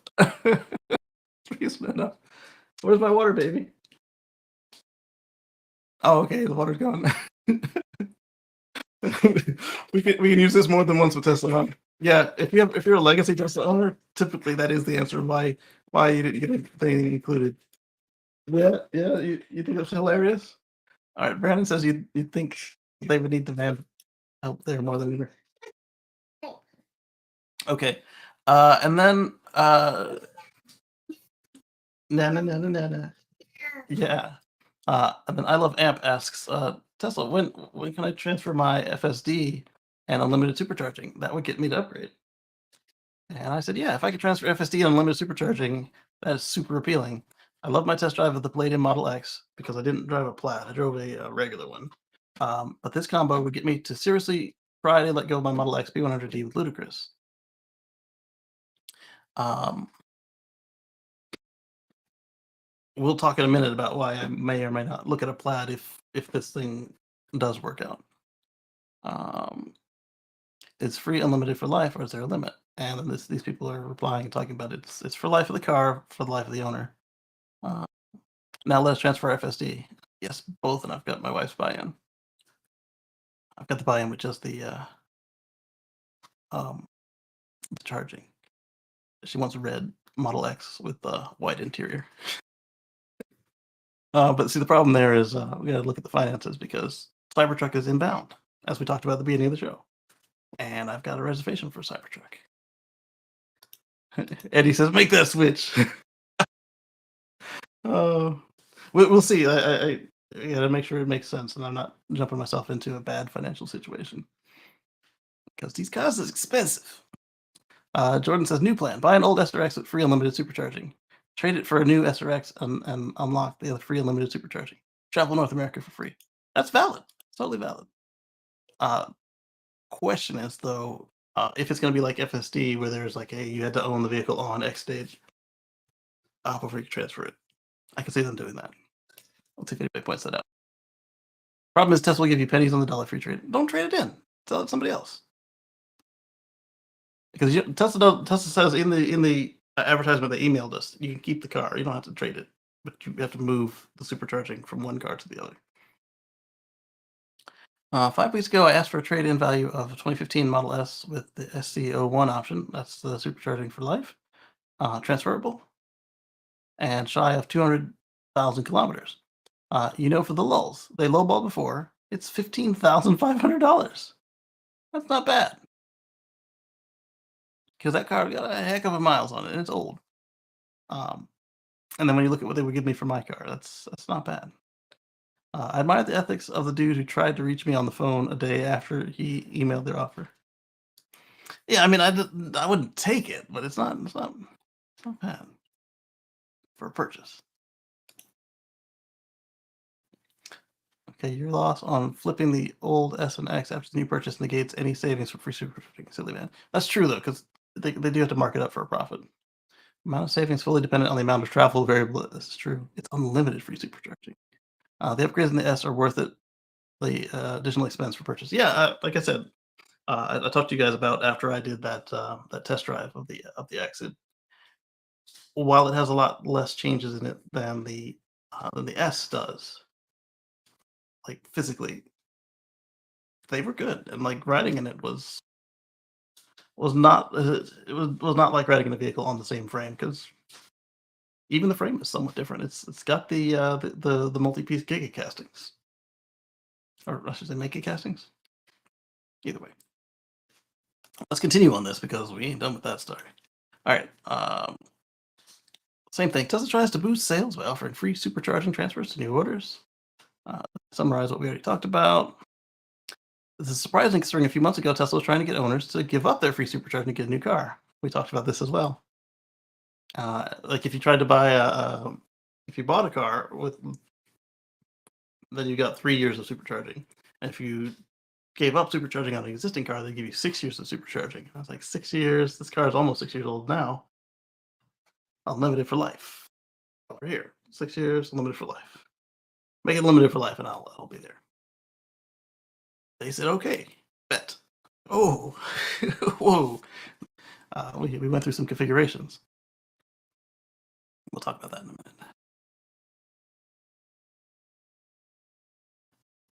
No, I think we'll talk about that now. Tesla ended the perk after claiming that it was unsustainable. And yeah, unsustainable to give it to everybody. Hello, Robert. Good to see you. And let's see. The automaker ramped things up even more by offering 6 years of free supercharging on the car. And the comments are kind of strange. So what if Musk said free supercharging was not incentivize optimal behavior? It's a lot of space between good and optimal. Secondly, how is this unsustainable? It fundamentally changes nothing because Tesla will remove free supercharging from the traded-in car, yes, or the car that's still sitting in your driveway if you don't trade it in. Tesla will make money on the new car. They'll make money on the trade-in, or stop wasting money on your existing car because now your existing car is now uh, earning fees when it supercharges. They'll make money on the new owner of the trade-in, supercharging and the sale, or in your old car if you keep using it and keep it. They'll make money on your supercharging. There'll be no change monetarily for Tesla regarding the original owner's supercharging behavior. 3 wins and a draw.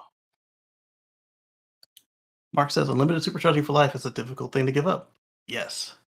And the fact they also offer it on a Y means that if we decided that, hey, Cybertruck is inbound, we're early in the list. I don't know if we are. And we don't need 2 X-class vehicles because as you saw in that Vindicator chart, the Model X is classed as a heavy vehicle. we could go with a Model Y and a Cybertruck because the Cybertruck won't have the unlimited supercharging because it wasn't on the list. But we can move the unlimited supercharging to a vehicle that's not legacy and keep on trucking.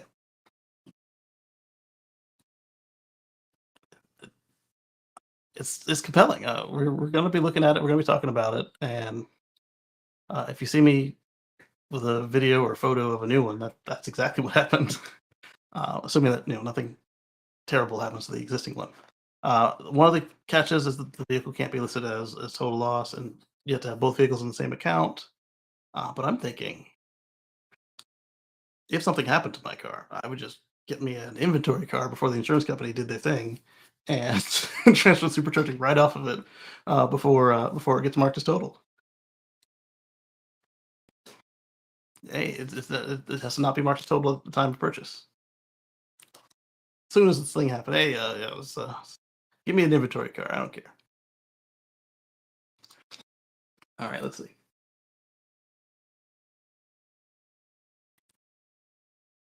All right, so that's the guy talking about the comments being strange. All right, so let's go to Tesla X, and we'll see some of the changes they made. So the plaid went up, and some of the other trims went down, and some stayed the same. So let's do order now.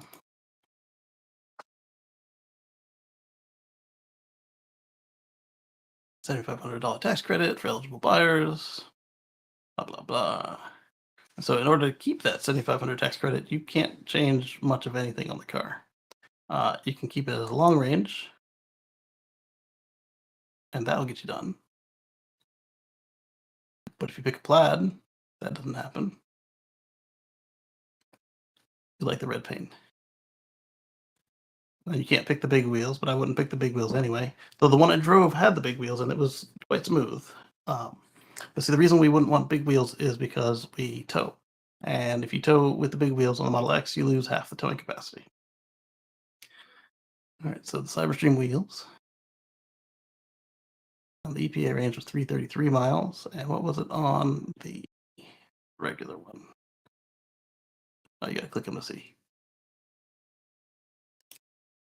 348. So it wasn't that big. Wasn't that big a difference. And then we went with tow packages included. With the white interior because that's what we got. We like the carbon fiber because that's what we have now. We weren't fond of the wood that came on most of the other options. You're forced to 6 seat on this one. And then, of course, we picked the yoke because when making videos, it's a lot easier to see the screen without the wheel in the way. And I've got a yoke in the current X, so why would I switch back to a circle? A flat tire, if you will. Then you can get enhanced autopilot or FSD. And then we wouldn't need any home charging. And then you can get it from November to December. So they're trying their best. Hey, come on, you want a new car? And then if you go over to the Model 3, I think had another discount. Starting at $329 a month. Model Y starting at $399 a month. Yeah, so they had lease specials come up. I think we're going to talk about the lease specials later. And then they had they just had changes all around. All their prices changed. So let's go to the next article or tweet or post or whatever. Next post is 14 years ago, we delivered the first Tesla Roadster to customers in Europe. Today, we hit 1 million Tesla vehicles across Europe. Thanks to our owners and supporters for helping us accelerate the transition to sustainable energy. Heart emoji. And they have a nice little video. Tesla. Zach says, wow, that's an incredible achievement. Congrats, whole team at Tesla who made it happen. John says, huge congratulations to the team in Europe. Amazing stuff. Let's go. Troy Tesla, who does analysis and charts, says, that's great. Could you also tweet production milestones for Giga Berlin, for example, when they reach 200,000 units in this quarter? That would be cool. Moving on. Share this tab instead. This one was important for those of you buying a used Tesla from Tesla. They now offer auto check history for their used cars in the US. So that's why I still have the Tesla site open and then closed it. Whoops. They'll give you additional peace of mind when buying used. Let's do Tesla. What AutoCheck is, if you heard people asking, "Show me the Carfax," this is a competitor to Carfax. So let's menu vehicles, used cars. Because shop is there. Shop. All right, so let's look at everything. Got a 2018 Model S right here, 42.6. Autopilot, no reported accidents or damage. 30-day premium connectivity trial. Got the bioweapon defense mode, ultra high fidelity sound, smart air suspension. Still got the sunroof. Didn't realize they had them for so late in the cycle. It's pretty cool. 19-inch slipstream wheels. Those are the wheels I had on my Model S.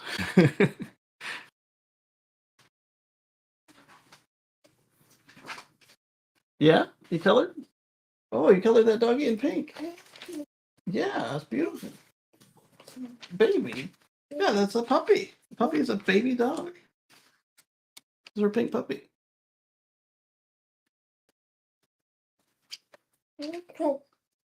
Oh, thank you. I'm gonna keep this. I'll see you guys right back. Uh, all right, so we're gonna view details. Took us to a new window, so you guys are gonna come with me. You want it back? Oh, you want up? Don't hang like that. You're gonna fall. She's hanging on the arm of my chair. See, your book fell.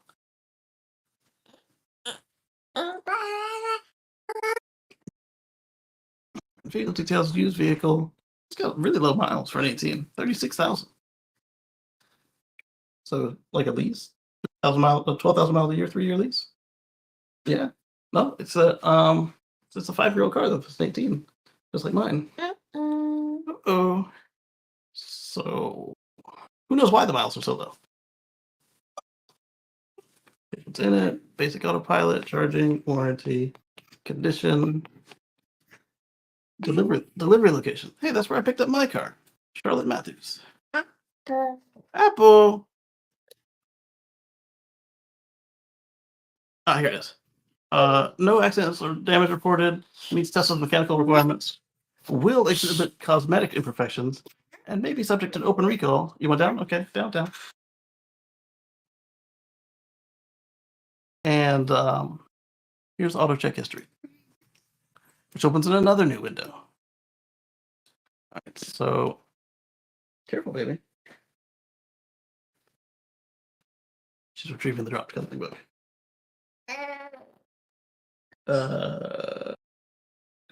She's about to cry for bumping her head. So it looks like they just do like a lot of dealerships do, and just kind of print one out and keep them on file versus pulling them every time, which is a nice little fee to pull them every time. Let's see. So it's a one-owner vehicle, considered a car, large luxury, which it is as an executive saloon. Built in the U.S. 5 years ago. Last reported odometer was 50 because if it was serviced at Tesla, Tesla doesn't report these things. It was a 100 or 75D based on the VIN. There's no auction issues, no accident damage reported, nothing wrong with the state title. Open recall check was not available, but Tesla said it might have one. So, like, if it had an insurance incident, that wouldn't update the odometer, or if it was in a state that reported, say, at the re-registration events, they might do an odometer check at that point. Service or repair issues, again, if it was serviced at Tesla instead of at a regular dealership, even at a regular dealership, they'd have to participate in these programs to get that reported. It is certified pre-owned and uh, not available. Additional history, no issues reported. No incidents reported or damage. No odometer rollback issues detected. There we go, from owner one. It was a Florida car, originally registered with the state of Florida at 50 miles in Palm City. And then it was re-registered in Palm City a couple of years. And then the person moved to Winter Garden, Florida, and kept registering it there until 2023 of May.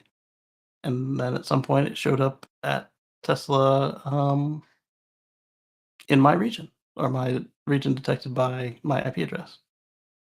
So there is auto check. Robert says 20 mile per hour speed limit here, causing gas cars to use more fuel because of going slow. Depends on how it's built. Uh, there is an optimal speed where going slower than that will cause you to use more fuel, and going faster than that definitely cause more fuel. Just based on gearing and how the car was built to travel. Usually it's around 35 to 50 miles an hour, just so they can ace those fuel economy tests. So here's one that we would not have really expected to see based on Tesla's past issues with the law. Tesla gets an assist from in a U.S. lawsuit challenging Louisiana direct sales ban. This is Reuters. Reuters says that the U.S. Justice Department filed an amicus brief with one of the electric lawmakers' lawsuits, claiming that car dealers and others conspired to limit competition through Louisiana's direct-to-consumer automobile sales ban. Tesla is suing them, the LADA, and members of the Louisiana Motor Vehicle Commission and a group of dealers. The company is led by Musk, appealed dismissal of the case. The Justice Department filed a friend of the court, which is amicus, to the New Orleans-based Fifth Circuit of Appeals, arguing that the trial court judge in Tesla's case misrepresented antitrust law in her ruling dismissing the case. The government's filing, mirroring the one from Tesla last week, said that U.S. District Judge Sarah Vance wrongly held that the carmaker was required to show that members of Louisiana Motor Vehicle Commission had intent to curb the market competition. The government said in its filing that it was not supporting Tesla or its opponents and had no view on the proper disposition of the appeal. Just that Tesla had a point. You don't have to show intent; you just have to show that the harm was done. And so let's see. Well, at least in this case. Uh, let's see. Attorneys for LADA and the Motor Vehicle Commission said that they did not immediately respond to requests for comments, nor did Tesla. And the Justice Department said, "Nah, we're not going to talk about that." They declined to comment. Justice Department and lawyers for Tesla said U.S. civil antitrust law does not require showing of an intent, adding that requirement would improperly restrict antitrust law. The Justice Department lawyers told the appeals court. There we go. That was the extent of their participation. Tesla is one of only a few companies that sells directly to consumers and does not sell or service vehicles through independent franchises, which hopefully it stays that way. In her ruling against Tesla, Vance said that the state's direct sales ban applied to all vehicle manufacturers and that Tesla has alleged no facts regarding anti-Tesla animus on the part of the Louisiana legislature. Yeah. So, the next stuff we've got is... Where's my cursor? All the way down there. Kia EV6. More Tesla supercharger news, sort of. We'll talk about Toyota and EVs again. We'll talk about RVs. My note on the RV is Lightship has some competition in the States. A little Model 3 availability. We'll start with that, I guess. Some superchargers a little close to where I am right now. And Rivian news. So let's start with that. Let's start with the Model 3. Sawyer says, breaking! The Model 3 is now available to order in the UK. The new Model 3 is now available to order in the UK with delivery starting in January of 24. Starting prices are £39,000, $39,990, and the Model 3 long range at $49,990. There's pictures from the order page, and it's a proper right-hand drive vehicle for you not to have to need the Tesla Reacher that you'll need on the Model S and Model X in your country. Or I guess any country, because there are no right-hand drive Palladium Model S and X's for sale. All right. Only 2 to 6 weeks in Austria. That's pretty cool. Alright, so I mentioned Colombia. So in Columbia, South Carolina, we're getting 12 Tesla V4 superchargers. Amazing. There they are. And you can tell they're as tall as the fence, so you know they're not urban superchargers. And on the side profile, you can tell. Let's make it bigger. On the side profile, you can definitely tell it's a V4, not a urban. There we go. It's exciting.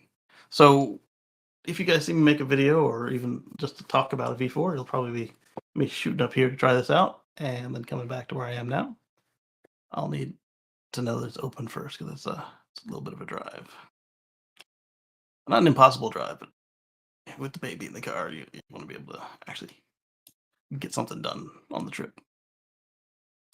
Uh, right in our backyard, Brendan. And then hopped in and said, "Let's go." We're even getting them in Alabama. Really? Yeah, South. I would never guessed we would get them. We've expected to see the first ones in 2035. I guess the Cybertruck is the big push. Probably so. It seems to be along interstate corridors, which makes sense. I wonder if Cybertruck will be thought of as a real truck around here anytime soon. I, I, I think it'll be easy enough to convince people that the Cybertruck is real if they don't have any of these stories like the reporter with the Volvo. I'll give it a Southern try. Finally able to purchase mine. I'm super excited at this point. So close to being a reality. All right, moving on. Let's go to talk a little bit about Rivian.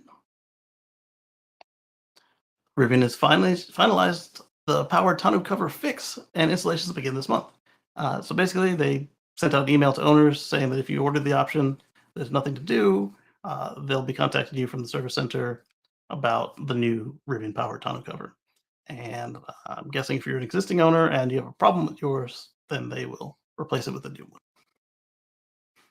Now, if you're an existing owner and there were no problems, there will eventually be problems. So I don't know if they're going to proactively replace them or not. Because if they kind of wait you out, then it becomes your problem and not out of their pocket. But the right thing to do would be to replace it regardless. And if I was a Rivian owner, I would have stayed on top of this and known if they had a program in place. Did you see the electric fire truck video I sent? I saw one of them. I don't know if it was a recent one or not. You sent me several videos recently. I haven't checked them all out yet.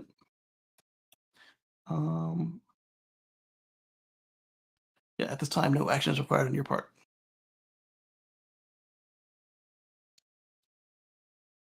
There we go. Rivian tonneau covers. And then I mentioned this RV. So we talked about the Lightship, which was the towable RV that had the deployable top with solar on the top. And it also had the ability to drive assist the tow vehicle because it had an 85 kilowatt hour battery and dual motors. Dual? Yeah, dual motors, I think it was. Now we've got the Pebble Flow, which is a little bit smaller in every dimension, including the battery. The battery is only 45 kilowatt hours, but still optional dual motors and what they call easy tow. And then they have an option where you can pull out a tablet and drive the camper around your campsite, so you don't have to be a perfect reverse operator with a tow vehicle and just fine tune it right there on the spot. Again, if you have the motor package, if you get the motor free package, you're gonna do it the old fashioned way. And so it's pretty. And just like the light chip, it's over 100 grand, but not much. It's $109,000. And while that's not unheard of in the RV world, it is pricey. And typically for those kind of prices, you're expecting something a lot larger and more luxurious, and either towable or diesel. Um, but I mean, for a first effort, it looks nice, and you can see the frame right there where the batteries go.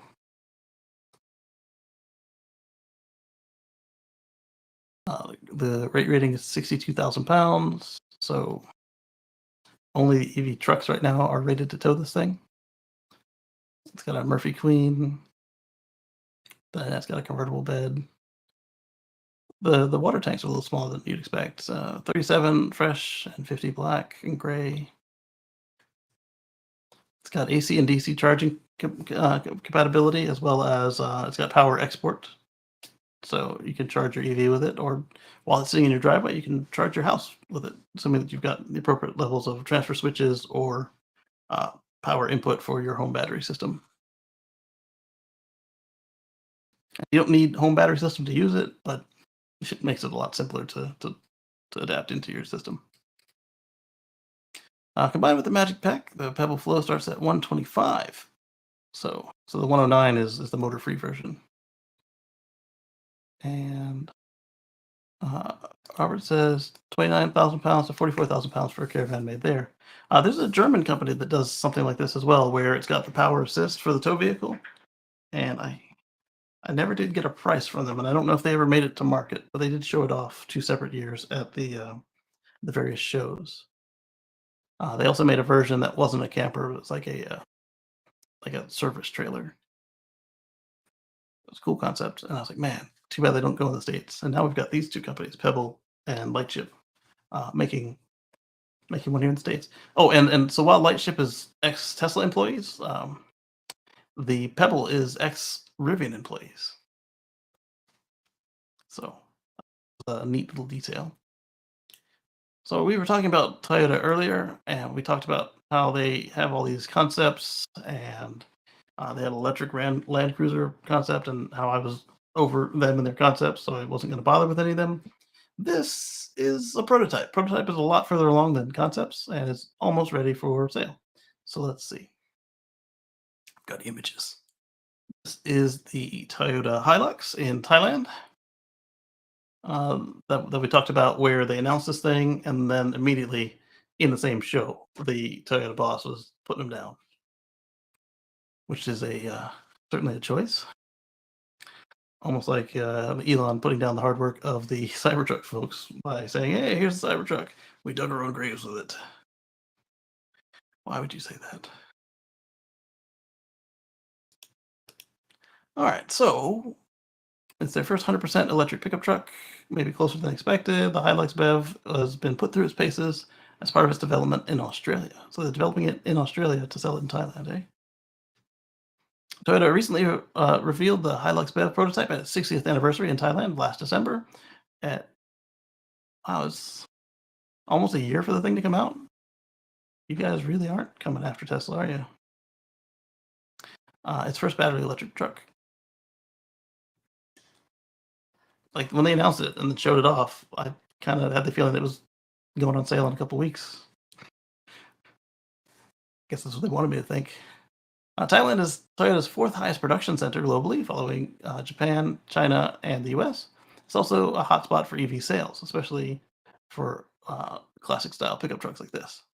It's the right size. It's single cab usually, sometimes crew cab. Thailand accounted for nearly 80% of all electric vehicles sold in Southeast Asia for the first 3 months of the year. As the ute capital of the auto world, Thailand is known as a top pickup market. In August, Toyota's gas-powered Hilux was the top-selling model in Thailand, topping the Isuzu D-Max, which is also going electric. And I don't know that I talked about it this week. We'll see. But I think we talked about the Isuzu D-Max last week or the week before. The Toyota Thailand built the Hilux BEV and sent it to Australia, where the Hilux is being the best-selling vehicle for the past 7 years.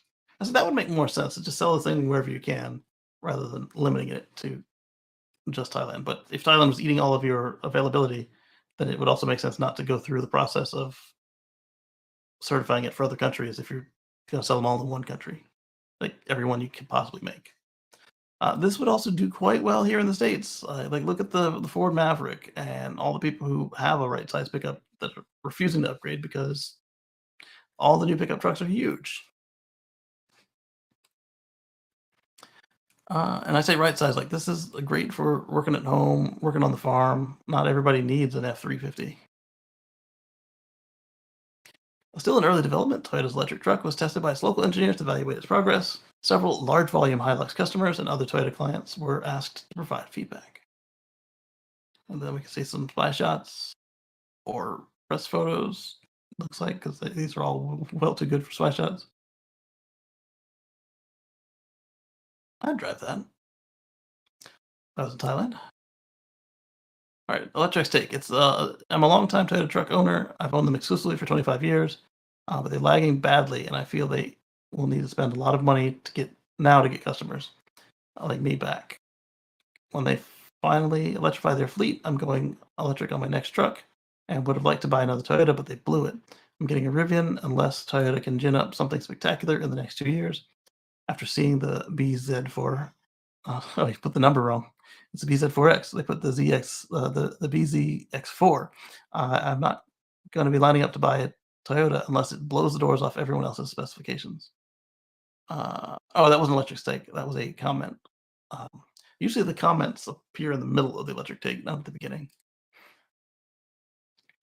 I wouldn't get my hopes up too soon, especially for the US. Toyota's Hilux is not sold in the US, and the electric truck is clearly built for a different market. It also appears to be a one off prototype. Although Toyota has tested the electric pickup that appears to be designed for the US since 2021, we've heard very little mention of it since. Toyota will have to move quickly in Thailand, where electric vehicles are gaining ground. Another Japanese automaker, Isuzu, revealed plans recently to bring an electric version of D-Max to Thailand. Meanwhile, Chinese automakers such as Geely uh, are already shipping electric trucks in Thailand. Robert says, saw a TV advert for Toyota cars that I hadn't seen yet. Hopefully they weren't talking about the self-charging hybrid. Or the self-charging EV, they call it, which is just a gas hybrid. All right. Let's see what's next. We talked about Tesla Assist. The Kia EV6 is getting a cheaper, longer range light variant for 2024.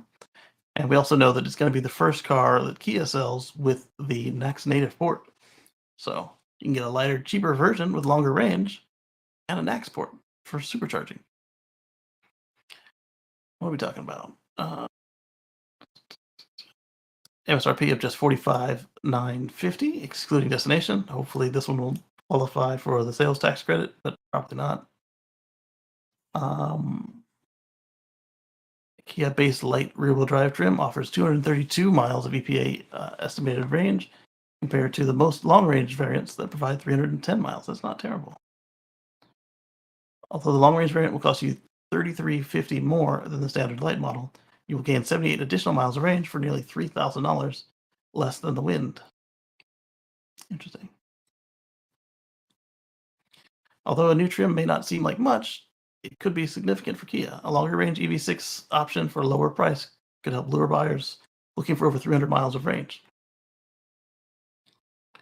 Perhaps more importantly, it will position the electric crossover to better compete with Tesla, which is true.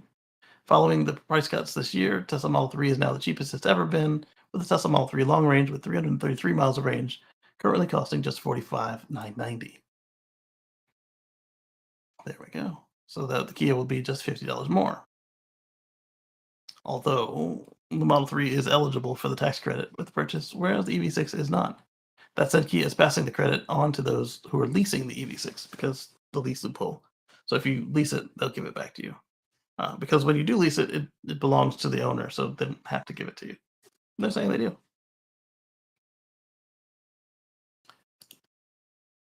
Next up, Tesla makes road tripping easier with predictive supercharger availability. So right now, if you click on a supercharger, it'll tell you how many stalls are open and which ones are broken, if any, and which ones have reduced service, if any. But now it will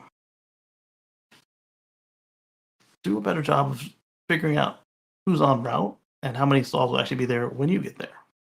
This is coming in a software update. In the next software update, let's see. Monitor the status of the expansive supercharger network in real time. Includes stalls are out of order, stalls in use, precise understanding. Predictive supercharger availability is included in 2023.38 software update, so not the one I got yesterday. I got a different one yesterday. FSD beta 11.74.4. And it was 23.27 something. That's 7.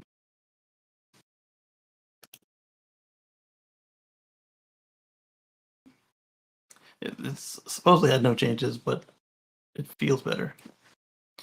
Superchargers now forecast availability and wait time by factoring in travel time for you and other Tesla vehicles en route, as well as past activity at that supercharger, the release notes read. Addition comes just a few months before Tesla is expected to see a significant increase in traffic at their supercharger stations in North America. Since earlier this year, more than a dozen automakers have agreed to adopt Tesla's walk me right into it, Darren. Has agreed to adopt NACS in their future electric vehicles starting in 2025. Before that, however, those EV owners will be provided with an adapter that will allow them to plug in their CCS-equipped cars to more than 12,000 superchargers across the US and Canada, except Hyundai, BMW, and Toyota. They will see their adapters at a different timing.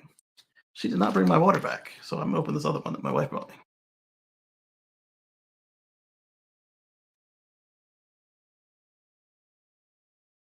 It was already open.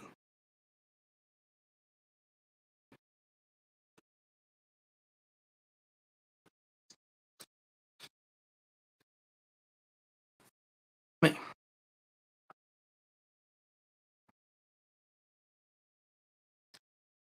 Some of the next articles got some GM news. Not necessarily good for you if you're in line for a GM vehicle. We've got a Tesla demo that raised some discussion. We got an ocean drone. And then we've got our recall section for the week. It's substantial, so I'm going to load up all the recalls and stop there for a moment.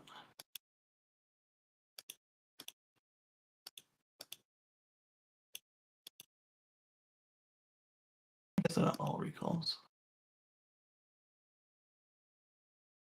We talked about the RV already, so I'll kind of stay that at the top. Plus, this one's got pictures of the interior. This one got pictures of the interior. Oh, no, it's a different RV. I meant to put them together. So before we get into recalls, this is a different RV. This one we talked about already, and it looks like they're ready to roll. So this is the one that's based on the Bright Drop.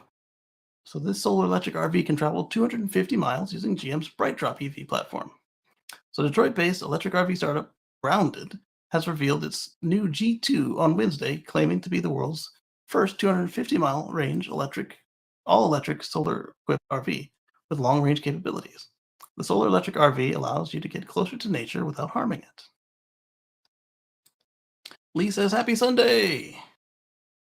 And Mark says, "Supercharger navigation is already the gold standard for all manufacturers. Adding more features is even better." I agree.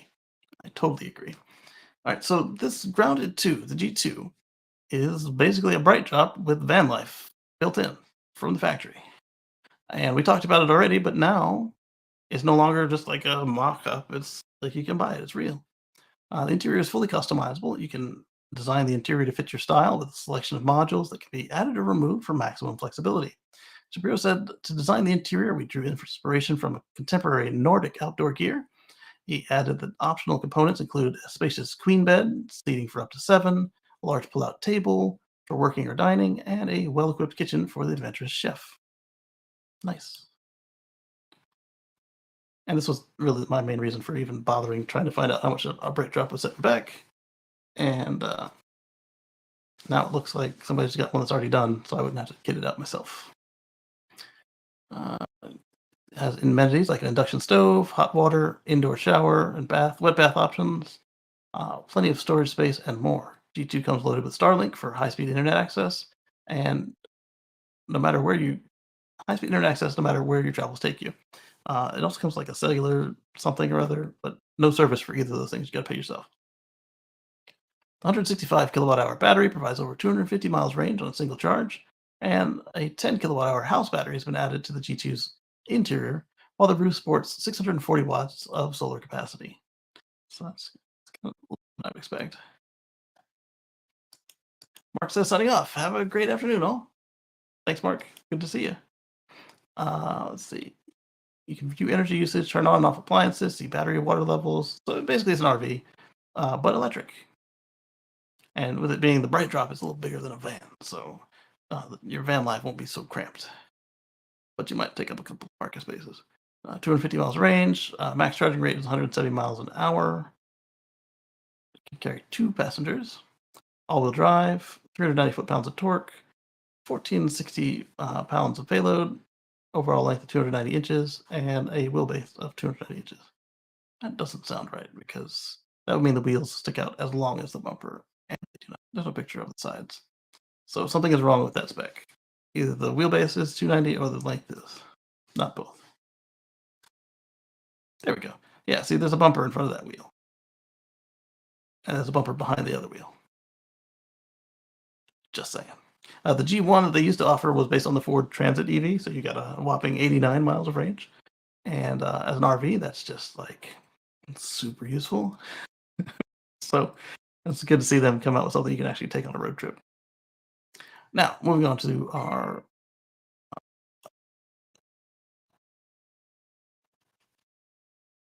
Well, we'll get to the recall section in a minute. Let's get on to what I talked about with the GM news. So, if you're in line for a GM Silverado EV, GM is delaying electric production of the all-electric trucks at the Michigan plant by at least a year to late 2025 to better manage capital investments. So the same thing that Elon was saying about, oh my goodness, the world is in turmoil for financial situation, blah blah blah. What folks are now petitioning them to do is, since they're not going to be using the factory to make trucks, keep making the bolts, please. We'll see what they say.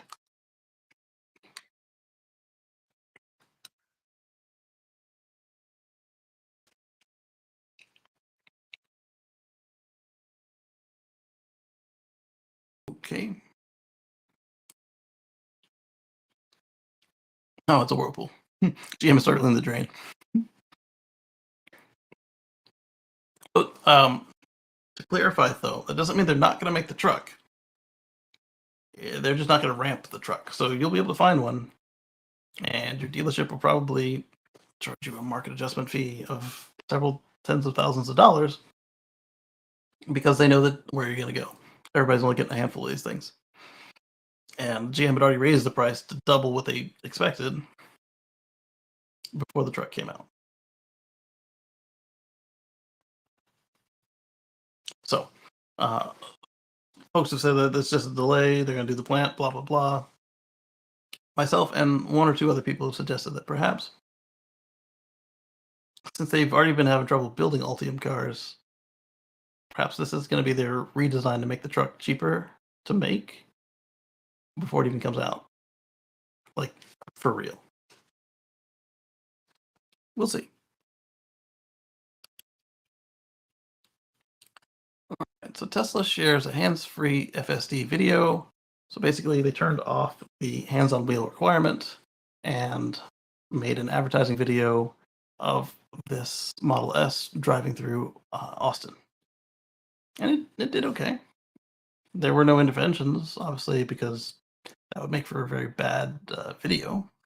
The controversy is in that they removed the hands-on wheel requirement, while a regular customer that's not Elon, an engineer, or somehow Omar of Whole Mars would not have that same experience.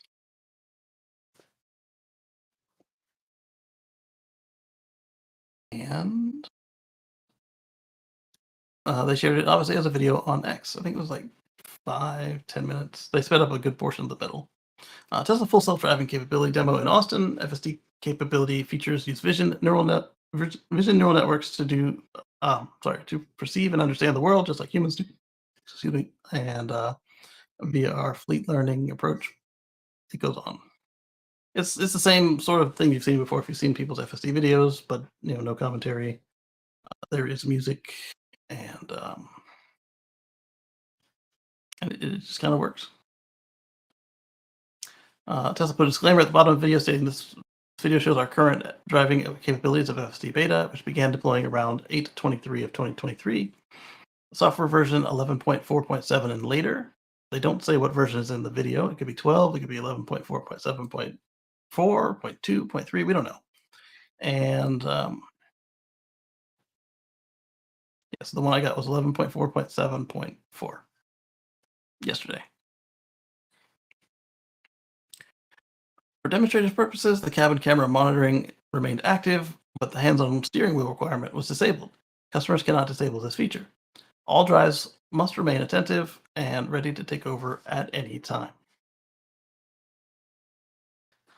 And, you can watch it over on X if you want. shoot you guys a copy of the link so that you can review it yourselves later.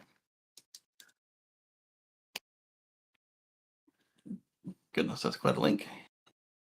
Moving on. Talked about this on What Drives Us, and maybe this show. There's an ocean drone fleet. They've now passed 1 million nautical miles at 32,000 days at sea. So this is the sail drone Surveyor.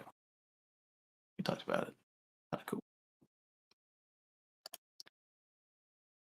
All right, so now moving on to the recall section.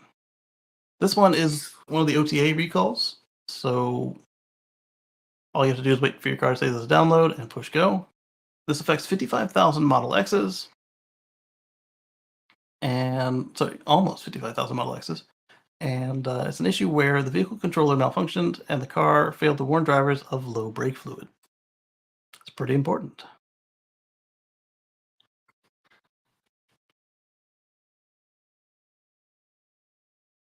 This only affected all Palladium Model X's. So all of the refreshed Model X's from 54,676 Model X's on Tuesday built between 2021 and 2023 due to the vehicle's controllers failing to detect low brake fluid and subsequently not displaying a warning. A warning light. Tesla deployed a free OTA update to the vehicles to fix the issue. In the recall document, NHTSA says the controller failure may impact braking. Yeah, having no brake fluid might impact your braking performance, and may increase the risk of a collision. As for the cause of the issue, the document states that the vehicle's controller set threshold range for sensor may not be set to the correct range at low brake fluid levels. So it saw it and it just didn't know that it should be low. And to tell you about it, they readjusted where that is, and you're good to go. As of October 10th, Tesla says it isn't aware of any accidents, injuries, or fatalities as a result of the malfunction. The automaker discovered the problem in September and worked with the brakes integration team to fix the set threshold range. And here we are in October, where the fix is being deployed. Tesla stores and service centers will be notified, though Tesla software update 2023.32.7 or later will fix the setting. I guess they're also going to roll it back into, or roll us FSD folks up into that version. You can read the full recall notice here. I'm not going to bother. And folks have criticized the use of the word recall. Terminology is outdated and inaccurate. This is a tiny over-the-air software update. To the best of our knowledge, there have been no injuries. Robert says he's still waiting on the Tesla phone. It could happen. I'm not counting on it, but it could happen.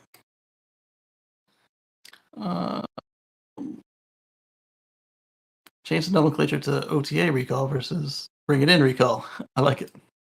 And the confusion goes away. This way, the legacy NHTSA types can still call it a recall. I really like that. An OTA recall or a bring it in recall. So, on that same note, Tesla has a bring it in recall in Australia. Tesla was fined over 155,000 Australian dollars for a breach of button battery safety standards in Australia. And the fix is that they are bringing back several items for it being too easy for children to get the button cell batteries out and consume them. There've been in Australia like 3 deaths of button cell batteries, not from Teslas, but just this is why Australia cares about it. Like they had a school shooting and they outlawed guns in the whole country. They seem to be about the talk about we care about our kids versus the rest of the world. Oh my goodness, the humanity, and we're not going to do anything about it, especially my country. We're going to make them wear armored backpacks to school. Yeah, that'll do it. Sorry, I've got a little one, and find the lack of solutions to be not encouraging. Robert says the 4G network's getting worse here. I expect that because they're trying to move everybody to 5G, so they're going to stop putting efforts into their 4G. They've already killed 3G worldwide, so it's the next logical step. So the Tesla products include the 3 models of key fobs and 2 illuminated door sill models. And Mark and I talked about this. Like, why would you think that a kid is eating the door sills? Well, Tesla offered for a short time lighted, illuminated door sills. So when you opened your door, there was a little sensor, and it would see that it was uncovered, and it would light up your model number. I think it was a Model 3 and Model Y accessory. But rather than finding some way to wire it in or like wirelessly power it, Tesla just powered it with coin cell batteries. And so the door sill and a couple key fobs need to be retested to make sure that a child can't get into it to eat the batteries. These items were sold between June 2022 and May 2023, with a total of 952 units being distributed. Because Australia is a huge market. It's not. Uh, in response to the ACCC's investigation, Tesla withdrew these products from sale and initiated testing procedures. While the Model 3 and Model Y and Model X key fobs have been found to actually comply with the standards, testing of the other products is still in progress. Sales will resume only when the remaining products meet mandatory standards. So you don't have to bring yours back yet, but if testing fails, then they'll finish with a bring it in recall. Key fobs are often easy to reach and can be attractive to children. So if the battery compartment is not secure and the batteries become accessible, they pose very real danger to children, says the ACCC's deputy chair, Tonya Lowe, a VIA car expert. And I had the model Roadster RC car right here, but I guess the baby moved it. And I noticed that both of its battery covers were screw-on types, both on the controller and on the car. The one on the car isn't actually screwing in a battery, but a USB plug. Tesla cooperated with the ACCC's investigation and has committed to improve compliance with the mandatory button battery standards to continue implementation and maintain a compliant handling system. Conduct regular compliance and training and implement annual compliance review, says the ACCC. There we go.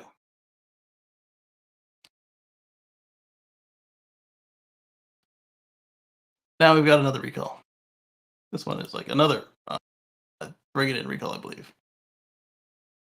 Ford recalls 35,000 Mustang Mach-E vehicles over battery issue. Again. So this recall is in response to a battery problem that can cause the electric vehicles to suddenly lose power while driving. Some Mach-E owners may remember and recall over-the-air software update from last year intended to address a similar issue. However, the latest recall will not be able to be completed with a simple software update. It will require a visit to a Ford dealership.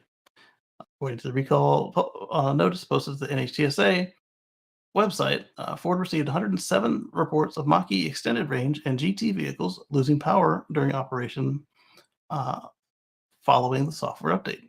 This underlying problem relates to an overheating battery contactor, a critical component that determines which vehicle systems receive power from the battery. Overheating may occur when the vehicle is connected to DC fast charger or during rapid acceleration, known as wide open pedal events, according to Ford. So the contactors make and break connections at high voltage. So this is going to be what connects the battery to the charger, or the DC charger, or the battery to the rest of the car, like the motors. And apparently, uh, I wonder if this is why the GT was unable to give it a full run down the drag strip without depowering, or maybe just longer than the drag strip. Either way, like owners quickly found that they were limited in how much wide open throttle they could do on only on the GT. If they're related. Anyway, when this issue occurs, the vehicle may either fail to start or lose power after displaying a "safely stop now" message on the screen. Fortunately, things like the power brakes and power steering remain operational. To fix the issue, Ford dealerships will replace the faulty battery components, so they'll replace the contactors if necessary, on 34,762 2021s and 2022 model year Mach-E's. Ford reports that there have been no accidents or injuries related to this issue. Update, here's the Transport Canada recall. Oh, it's bigger. But yeah, generally, if you see a US spec car get a recall, the Canadian one does the same, or vice versa. All right, again, Electric Drive Tesla Canada doesn't do comments anymore.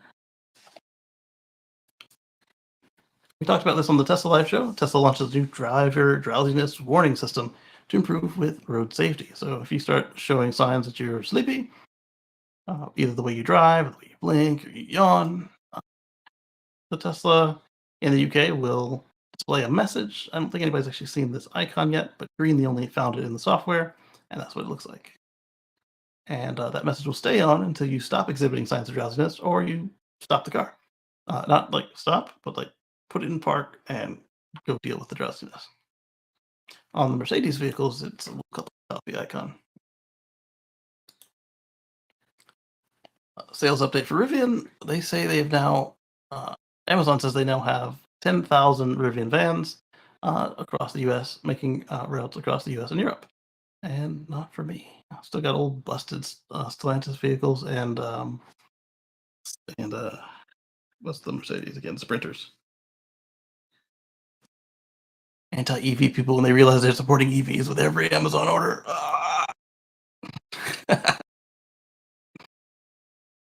Zachary says they're supposed to buy 100,000 of them. Majority of drugs I see from Amazon are petrol powered.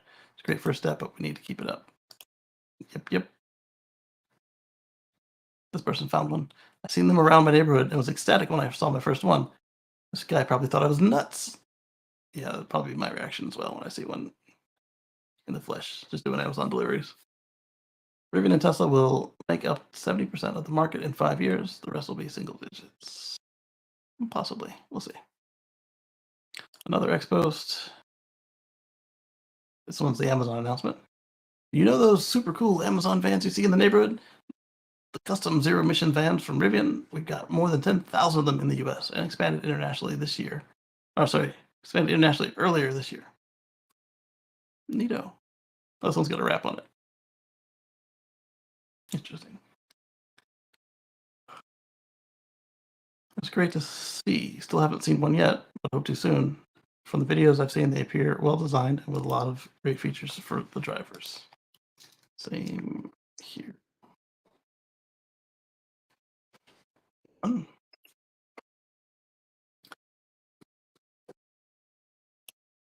More great news for GM, and that's a sarcastic great, not an actual great.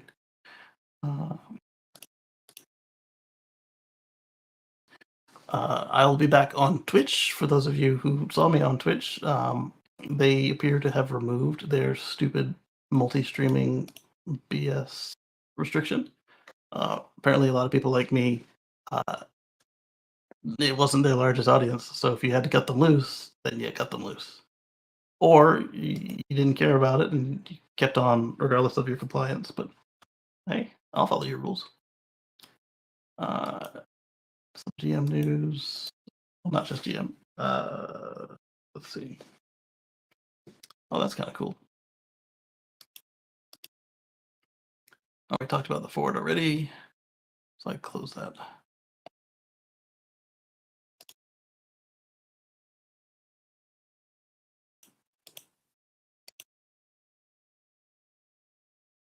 Get in there. And this one. And finally that one. Okay, so let's go through this. So the 2024 Chevy Blazer EV is being marked up by as much as $10,000 by dealers. Whoever could have seen that coming? Sarcasm.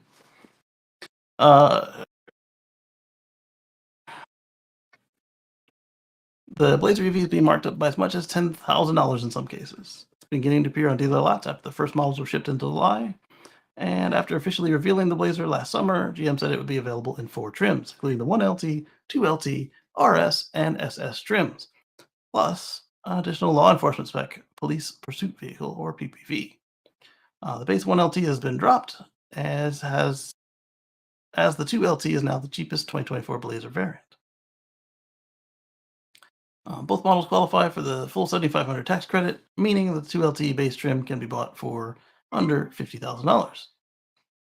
That's, however, only if the dealer doesn't mark it up.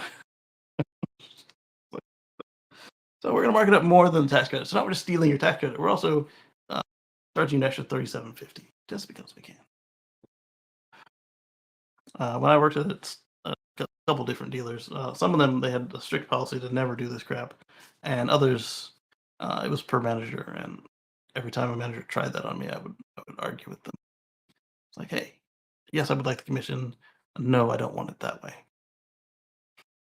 If you're gonna charge the customer for it anyway, give me my piece. um, According to an analysis of national inventory data from Cars Direct, 2024 Blazer is being marked up with some citing high demand. One Monkawanago, Wisconsin dealer has 2024 Blazer EV RS listed at $70,215 or $10,000 over MSRP. The dealer claims market adjustments are based on supply and demand as well as the current market situation. Same story they always tell. And usually with brand new models. This last couple of years has been exceptional in that it was on more than just a brand new model that just came out. And this is not uncommon. Several dealers have the electric SUV listed for over $70,000. Dealerships in California and Illinois are also offering the 2024 Blazer EV RS at those prices. A dealer in California with the base model listed, or sorry, with the model listed at 71,161 is shown above. The thing where if I click on it, it gets bigger. Sorry. Electric's take is that $10,000 markup on the Blazer EV is justified? Question mark. Uh, the electric SUV is still very new to the market, and inventory data from Cars Direct shows around 550 listings in the US compared to 7,600 for gas-powered 2024 Blazer, which probably also has a markup. Maybe not 10K, but probably also has a stupid market adjustment. 1,000, 2,000, 5,000. Top comment is, how many times do dealers and OEMs need to learn the same lessons? The short-term greed will again result in potential buyers being put off the vehicles. Same thing that happened to Ford. We talked about with their speculation about what was happening to the Lightning. Dealers have been marking them up ridiculous amounts, and that hurt sales. And uh, anyway, the short-term greed will put off the vehicles and the brand permanently. While supply is extremely limited, the dealers will be able to sell a small handful at a premium, and then inevitably, a short time later, dealers will be disappointed in low sales volumes and lose interest in selling the vehicles. GM will be surprised that the sales of the Blazer have not met expectations, and then they'll be forced to cut production or lower the MSRP below expectations. Get your dealers in line, GM, or be prepared for failure again. Problem is, they can't get the dealers in line. There's no mechanism for that. And in other states where they've tried, they've been sued. Even where it was like something totally in their purview where they could do it. Oh, how dare you insist that we not be jerks? We'll see you. Hello, Moto. Knock, knock, yes. Knock, knock, knock. GM has struggled to ramp production of its Ultium models like the Blazer EV and revealed this week that they'll push back the Silverado EV and GMC Sierra EV at the Orion plant in Michigan. The automaker says the move is to better manage capital investment while aligning with evolving EV demand. Ma, you did your hair? You took a bath? She's busy knocking on her toys. Next up, we've got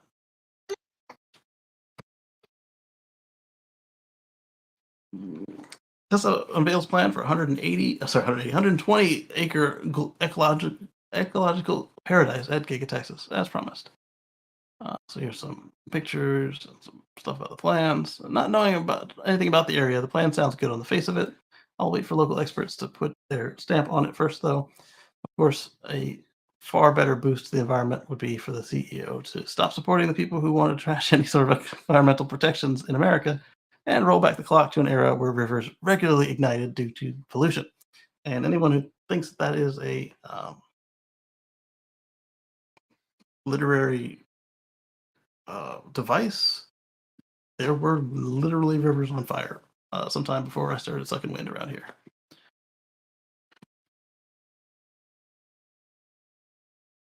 So we'll see what actually becomes of this, because not only does Elon say stuff from time to time, all the time, the company does also say some stuff. And I'm not sure if Elon said anything about the roller coaster or the company did, but Fremont was supposed to have a roller coaster people mover. And, they got a slide, but there was no roller coaster people mover.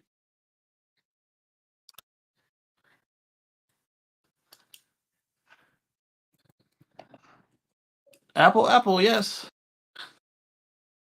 think she just likes the way the word sounds. Because even if you give her an apple, she'll eat it, but she'll keep saying apple. The first turbine is set up. First turbine is up at the U.S.'s first commercial offshore wind farm. So off the coast of Martha's Vineyard, um, the first 62 GE Halide X wind turbines at wind farm 1 are done. There we go.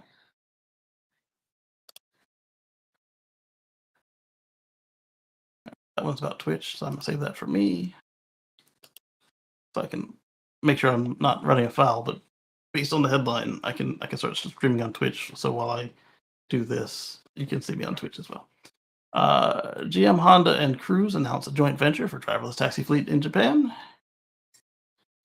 And get Cruise, and then GM and Honda, are they going to share this, or GM make the batteries and Honda make the car? I don't know. I didn't read it. It was all about the headline and the picture. So we'll see. Those companies also say a lot of stuff. Used electric vehicle prices have plummeted. Sales overtake most new models. This was interesting looking at the chart. You see the new Model Y, 200,520 units in the first half of 2023. And then all used BEVs is in second place at 140,000, followed by all new Model 3s at 112,791, followed by all used plug-in hybrids at 50,000, and then the new Chevrolet Bolt. So it's Tesla used plugins. Top 4. And then the fifth place was the Chevrolet Bolt, and everything else was an also ran, including the Rivian at 16,400 and the Volkswagen ID4 at 16,400. Forward from there, including our beloved Model X. The Model X outsold the Model S by 3,000 units. Kind of nifty. All right. Usually, the reason that's exciting to me is because Tesla doesn't break it down further than S/X. And that was that. EV leases, sub 400 a month. This is if you have somebody saying, I want to go EV, but I can't because it's expensive, blah, blah, blah. How will I ever do it? But they qualify for leases, or they already do leases. You can show them this list. All these cars cost less than 400 a month on lease. You got the Ioniq 6, the Solterra, the Neo, Mini, and more. So in number one is going to be the Nissan Leaf at $289 a month, or $355 a month for the S. Then you've got the Hyundai Ioniq 6 SE standard range for $362 a month. Then you've got the Kia Kona Electric SEs, $373 a month. Kia Niro Wind at $387 a month. Same car, basically. The 2023 Mini Electric Hardtop at $393 a month. Subaru Solterra Limited at $399 a month. Honorable mention is the 2023 VW ID4 Pro rear-wheel drive at $449 a month. Another honorable mention is the 2023 Prius Prime SE at $314 a month. I'm guessing honorable mention because it's a gas car with a plug-in. And I'm gonna go ahead and throw out the Model 3 there because, as we said, it's on a lease special as well. Probably published after this article came out. Let's see if anybody lists what the 3 is because I forget. Oh, Zachary, we've been talking about you on your tweets. Working now. I'll watch it later. Thanks for the great show. Is Russell okay? I miss my grumpy old friend. We'll need to kind of check on Russell, see what he's up to. But last I saw him on Twitter, he was fine, and curious what's up with the show.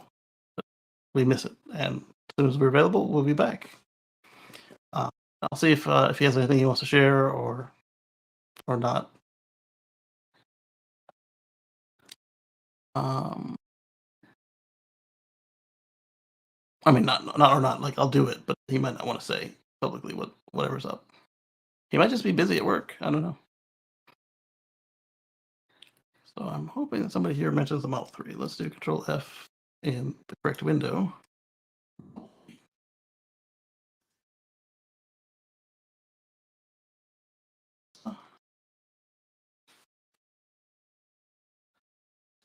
shows up on the page 23 times.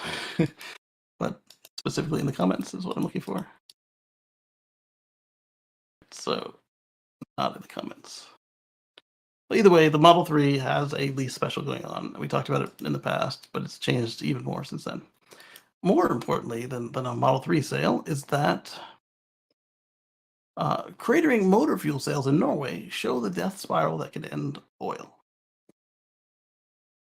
And it's a lengthy article, so I'm going to paste this in here for you guys, but I wanted to call out their highlighted comment. And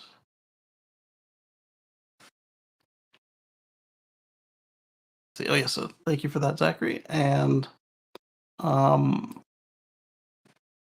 have a couple cool charts and graphs. Oil demand, least oil prices, least oil supply.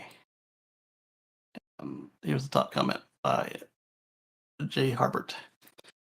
There's another way that the supply and demand story can go, and it's already heading that direction in the US. Due to our much larger impact on the oil industry, every day in the US, there's now enough EVs sold to displace an entire gas station worth of fuel per day. And this is rapidly accelerating. Gas stations don't make much profit on selling just gas. So what they can do to continue making profit when less gas is being sold, they are forced to raise prices. Or you can go like the gasoline stations have done and just make it nice, comfortable, non-smelly place for EVs to go, and will go instead of the gas people, and they'll make more profit. Gas stations and their operating oil companies look at the short-term profits, not the long-term goal. They are not going to engage in a long-term low-price war in the hopes that people buy more gasoline cars, which would be the way for them to actually survive. They know that it's coming to an end. Additionally, lowering prices won't help in the short term with selling more gas, as people already can't buy more than their tanks can hold. Yep. And they'll keep doing all they'll keep doing is raising prices to compensate for less gasoline sales, which push more and more people to EVs. It's a vicious cycle where the oil industry will die by 1,000 self-inflicted cuts, which is a good way to think of it. The one thing that always got me was seeing all these new stations opening up. I saw one station tear itself down and then rebuild a brand new station. And it wasn't exactly right off the highway. It wasn't too far from the highway, but it was further than anybody will travel off the highway to get gas. And I didn't realize it was the whole gas station a day in capacity. And then in this area I'm in, we've got like 6 or 8 new gas stations opening up. I was like, are you planning to be out before this thing hits in 5 years? Because if it's going to be less than 5 years, why are you even building a new station? Tax says, tell them we miss it. I shall do. And so I'm wondering why these folks are opening new gas stations. I get refurbishing old ones if you think that you're going to be the one to survive your local fallout, but it's not a nice time to be a gas station owner, I don't think. So anyway, I included the article in the chat, so if you want to read up on it, like I said, it's a lengthy read, but it's a good one. Now let's move on to this one. I only read the headline because I wanted to talk about the concept. I like it. This Japanese city is piloting EV wireless charging at traffic lights. So you're already stopped. Why not just kind of do a little rapid wireless boost right there on the spot? And this is always something I said was kind of cool, is that they could charge up your EVs on the highway, since that's easiest for them to manage, and then you can use your battery on the surface streets. They could do that, but then if they also put the charging at the stoplights, it won't cost them much more than they already have to spend on stoplights. And if the billing is right, they won't have to worry about the electricity, or worse, they could charge you for the electricity at a profit. And so if you've got your receiver turned on, then I don't know. It's kind of a cool concept, and it will allow you smaller batteries and more flexibility. If you're that New York Times reporter, you would have stood a better chance of completing your trip. So let's see what they say. Oh, it's in Kashiwa Noha. smart city by the universities of Tokyo and Chiba, along with 9 companies, including the tire maker Bridgestone and auto parts makers NSK and Denso. Uh, Kashiwa Smart City is named that because it's a model city for intelligent transportation experiments. Cool. Uh, University of Tokyo created the in-motion power supply system, and the researchers want to test its durability and ability to consistently charge EVs and plug-in hybrids driving over it. Electric says, will this pilot turn slow traffic and stopping at a red light into something EV drivers are happy about? Maybe just less mad about? A minute equals 6 kilometers of range. That's not bad. And now, that's not exactly going to do much for somebody on a road trip, but what if wireless chargers were installed at every traffic light? This could be beneficial for EV drivers who drive locally a lot. Mhm. While home EV chargers are, in my opinion, the best way to charge up, not everybody has that option. And apartment dwelling is the norm in Tokyo metropolitan area. So if someone lived in Kashiwa City, regularly zipped around the city in a small light EV, I could see how being wirelessly charged at stoplights could be beneficial. At any rate, isn't the point of pilots to see whether an idea will work in real life? I'm intrigued to see their findings. What do you think about the Kashiwa wireless charging experiment? Let us know in the comments below. I'm curious what you guys think about it as well.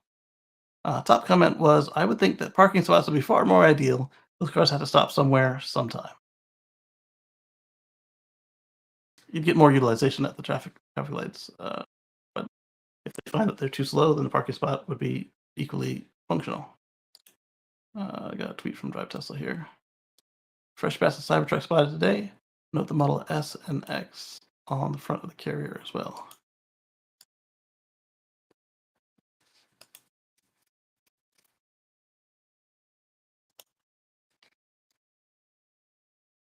Got 3 Cybertrucks, 4 Cybertrucks. Looks like some low boy ramps, like for Corvettes and stuff. And yeah, there's a Model S right on the top. And I see why they said S or X. Could it be an S or an X? Not an S and an X.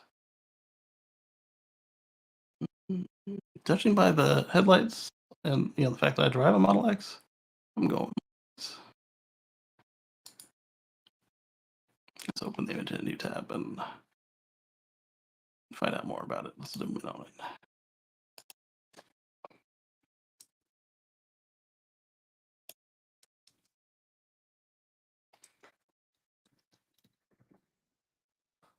It's definitely an X. See how the daytime running light goes underneath and up. So it's a Model X in the front and 4 Cybertrucks. That's it. 1, 2, 3, 4. 4 Cybertrucks. These ones do have the tape on the front. Some of them in the past have not had the tape on the front. Neato. Let's go back to the tweet.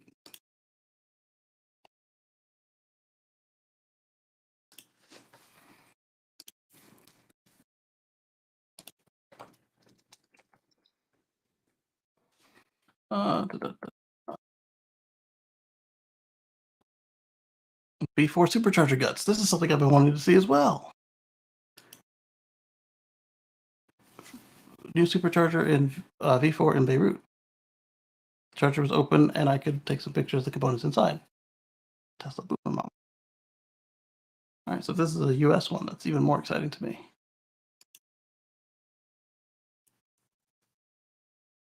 All right. So we've got our cooling reservoirs on top now instead of down below like it is on the V3s.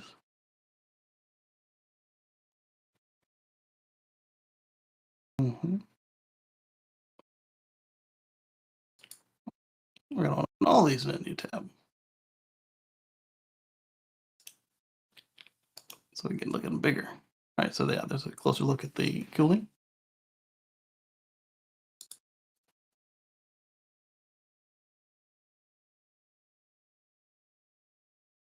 So look at the interface there and the circuit board. Sorry for nerding out right here, but this is exciting to me. Uh,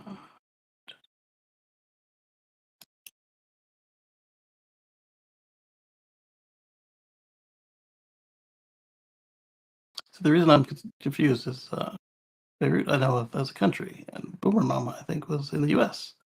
So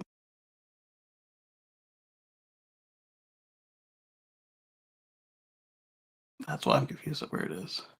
But it looks like a CCS2 handle.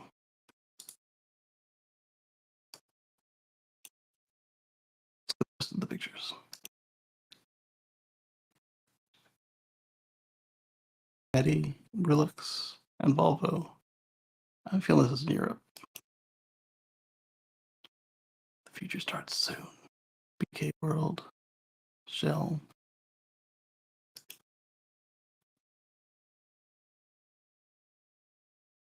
Those plates look a little wider than they are. Um, I guess ours are wider than they are too, but they don't look very tall like ours are, so don't know yet. Looks like CCS2 to me.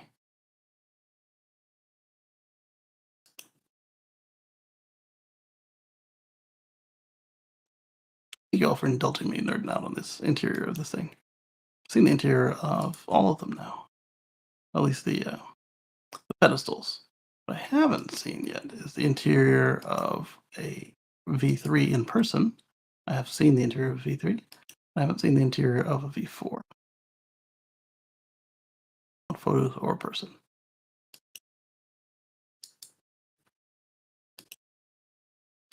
All right. Inside the Tesla control board, while examining the detailed components of the Tesla control board, curious cat icon caught my attention. This isn't just any cat, but likely a nod to Jasper the cat associated with former Tesla and AMD engineer Jim Keller. Back at AMD, this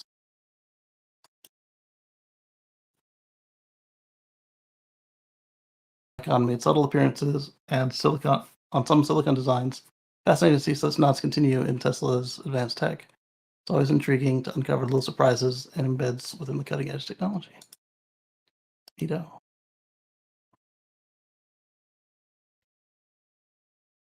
One, control board. This is essentially the brain of the supercharger. It manages the charging process, communicates with the vehicle to determine optimum charging rates, and monitors the health of the supercharger. It can also communicate with a central server for updates and diagnostics. Bus bars. These thick metal bars distribute the high current required for fast charging directly to the vehicle's battery. They're designed to handle very high currents with minimal resistance, ensuring energy efficient transfer or efficient energy transfer. Liquid cooling. Liquid cooler wires to charging wires. Cables. Tubing. There we go.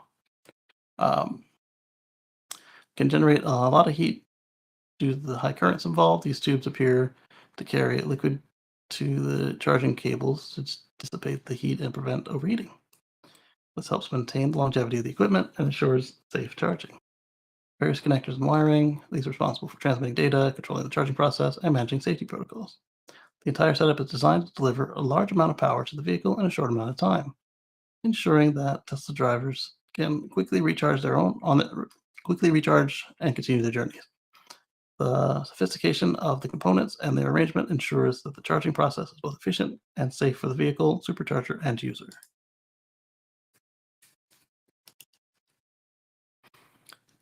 Understanding the importance of the specialized coolants in the supercharging systems. I didn't mean to click on the tweet itself. I wanted to click on the picture. Oh, cool. This is just, no, this is a bunch of tweets. It look like one of those very long tweets. High thermal conductivity, electrical insulation, chemical stability, compatibility with materials specifically formulated to be compatible with materials used in charging system, preventing corrosion or other detrimental interactions. Wide temperature range remains liquid across a broad temperature spectrum, ensuring effectiveness in both extremely hot and extremely cold conditions. Eco-friendliness. Modern coolants are often designed to be environmentally friendly by minimizing or eliminating harmful chemicals. Choosing the right coolant, like the HTFFC coolant, ensures that the supercharging system operates safely, efficiently, and sustainably. It's a testament to how every detail matters in this realm of advanced EV technology. Also, if somebody happens to try to steal the cables, that will let some of the juice out, and you don't want that to then poison the ground around the system. Conventional coolant not allowed. Closer look at the V4 supercharger reveals a cylindrical pump. This pump plays a crucial role in circulating the coolant fluid through the charging cable to manage the heat during rapid charging. Its design is efficient and space-saving, showing Tesla's attention to detail in their equipment. Oh, it's multiple pictures.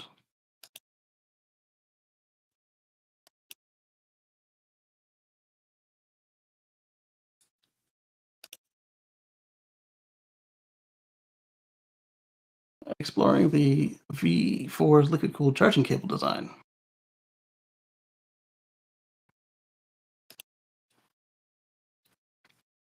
High voltage conductors immersed in coolant. Return tubes. These are the primary power delivery conductors. Immersing them in coolant return tubes means that they're directly surrounded by the cooling liquid. Setup ensures that the conductors remain cool even when transmitting high voltages. Ah, okay, so they're just touching it, which is nice. But at the same time, HV conductors immersed in coolant. Return tubes. Okay, so the fresh coolant comes in here and then it just comes back through the high voltage cables. That's kind of cool. That's very cool, actually.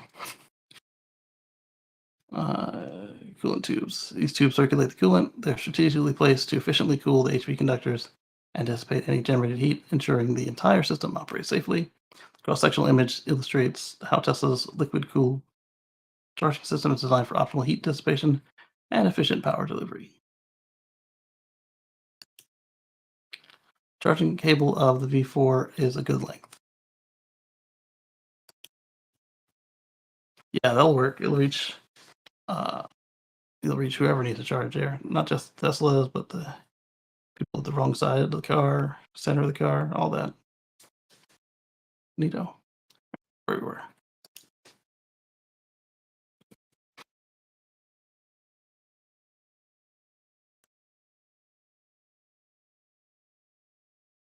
Alright, we talked about the gas stations. The Japanese. E-bikes. That's where we were supposed to be before we got distracted by Supercharger V4. Let me rewind this back to Twitch. So I don't forget to set up Twitch next week. Oh, we did get distracted by Supercharger V4. We got distracted by Cybertruck and then Supercharger V4.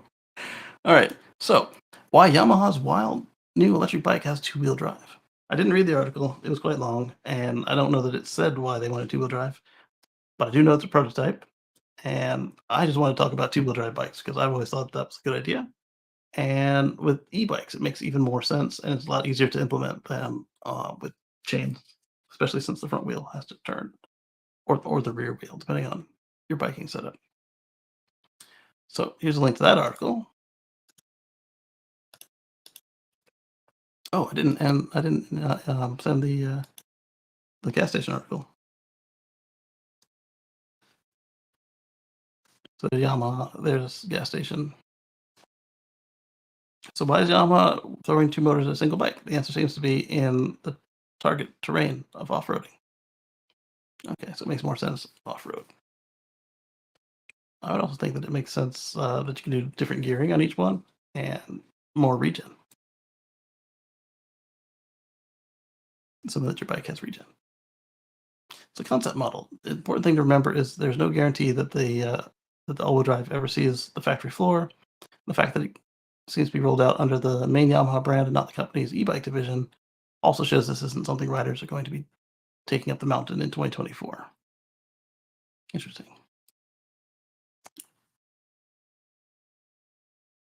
And finally, for today, we've got half of the world is 5 years past peak in fossil fuel power generation. What does that mean? Well, peak oil, peak fossil fuels, whatever, is that they've already used the most that they've ever used, and they've been going down ever since. So, good news. 78 economies have displaced fossil fuel power with clean energy in the years since a post-2000 peak. 49 did so despite rising electric generation. In these countries, a fossil fuel peak is at least largely since the displaced fossil fuel power is already being generated by cleaner means. For 25 economies, any declines in fossil fuel generation have been mostly caused by demand falls or have been replaced by imports. Further, four economies have increased generation without ramping up fossil fuel power, meaning additional demand was met with clean energy alone. I've got a sound effect for that.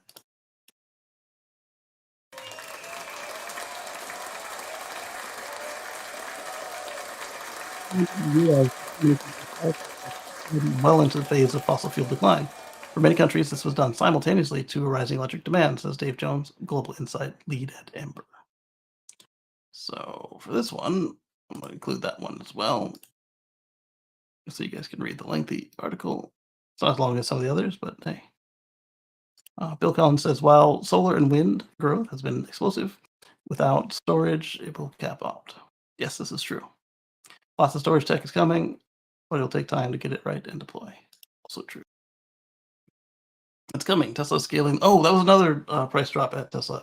Tesla dropped the price of the one of the mega packs. So I forget which one it was, but one of the 2 mega packs they offer was a discount. So that's pretty cool. It's coming. Tesla scaling their 40 gigawatt hour facility in Lathrop, and another 40 gigawatt facility is coming in China. They installed 4 gigawatt hours just this past quarter. Annualized, Tesla alone are currently adding 16 gigawatt hours per year to the grid. There are tons of others in the field like Fryer. It will be far less time to scale battery electric storage systems than it has for EVs, as they are much easier and faster to build. And it doesn't matter how heavy they are, you don't have to crash test them.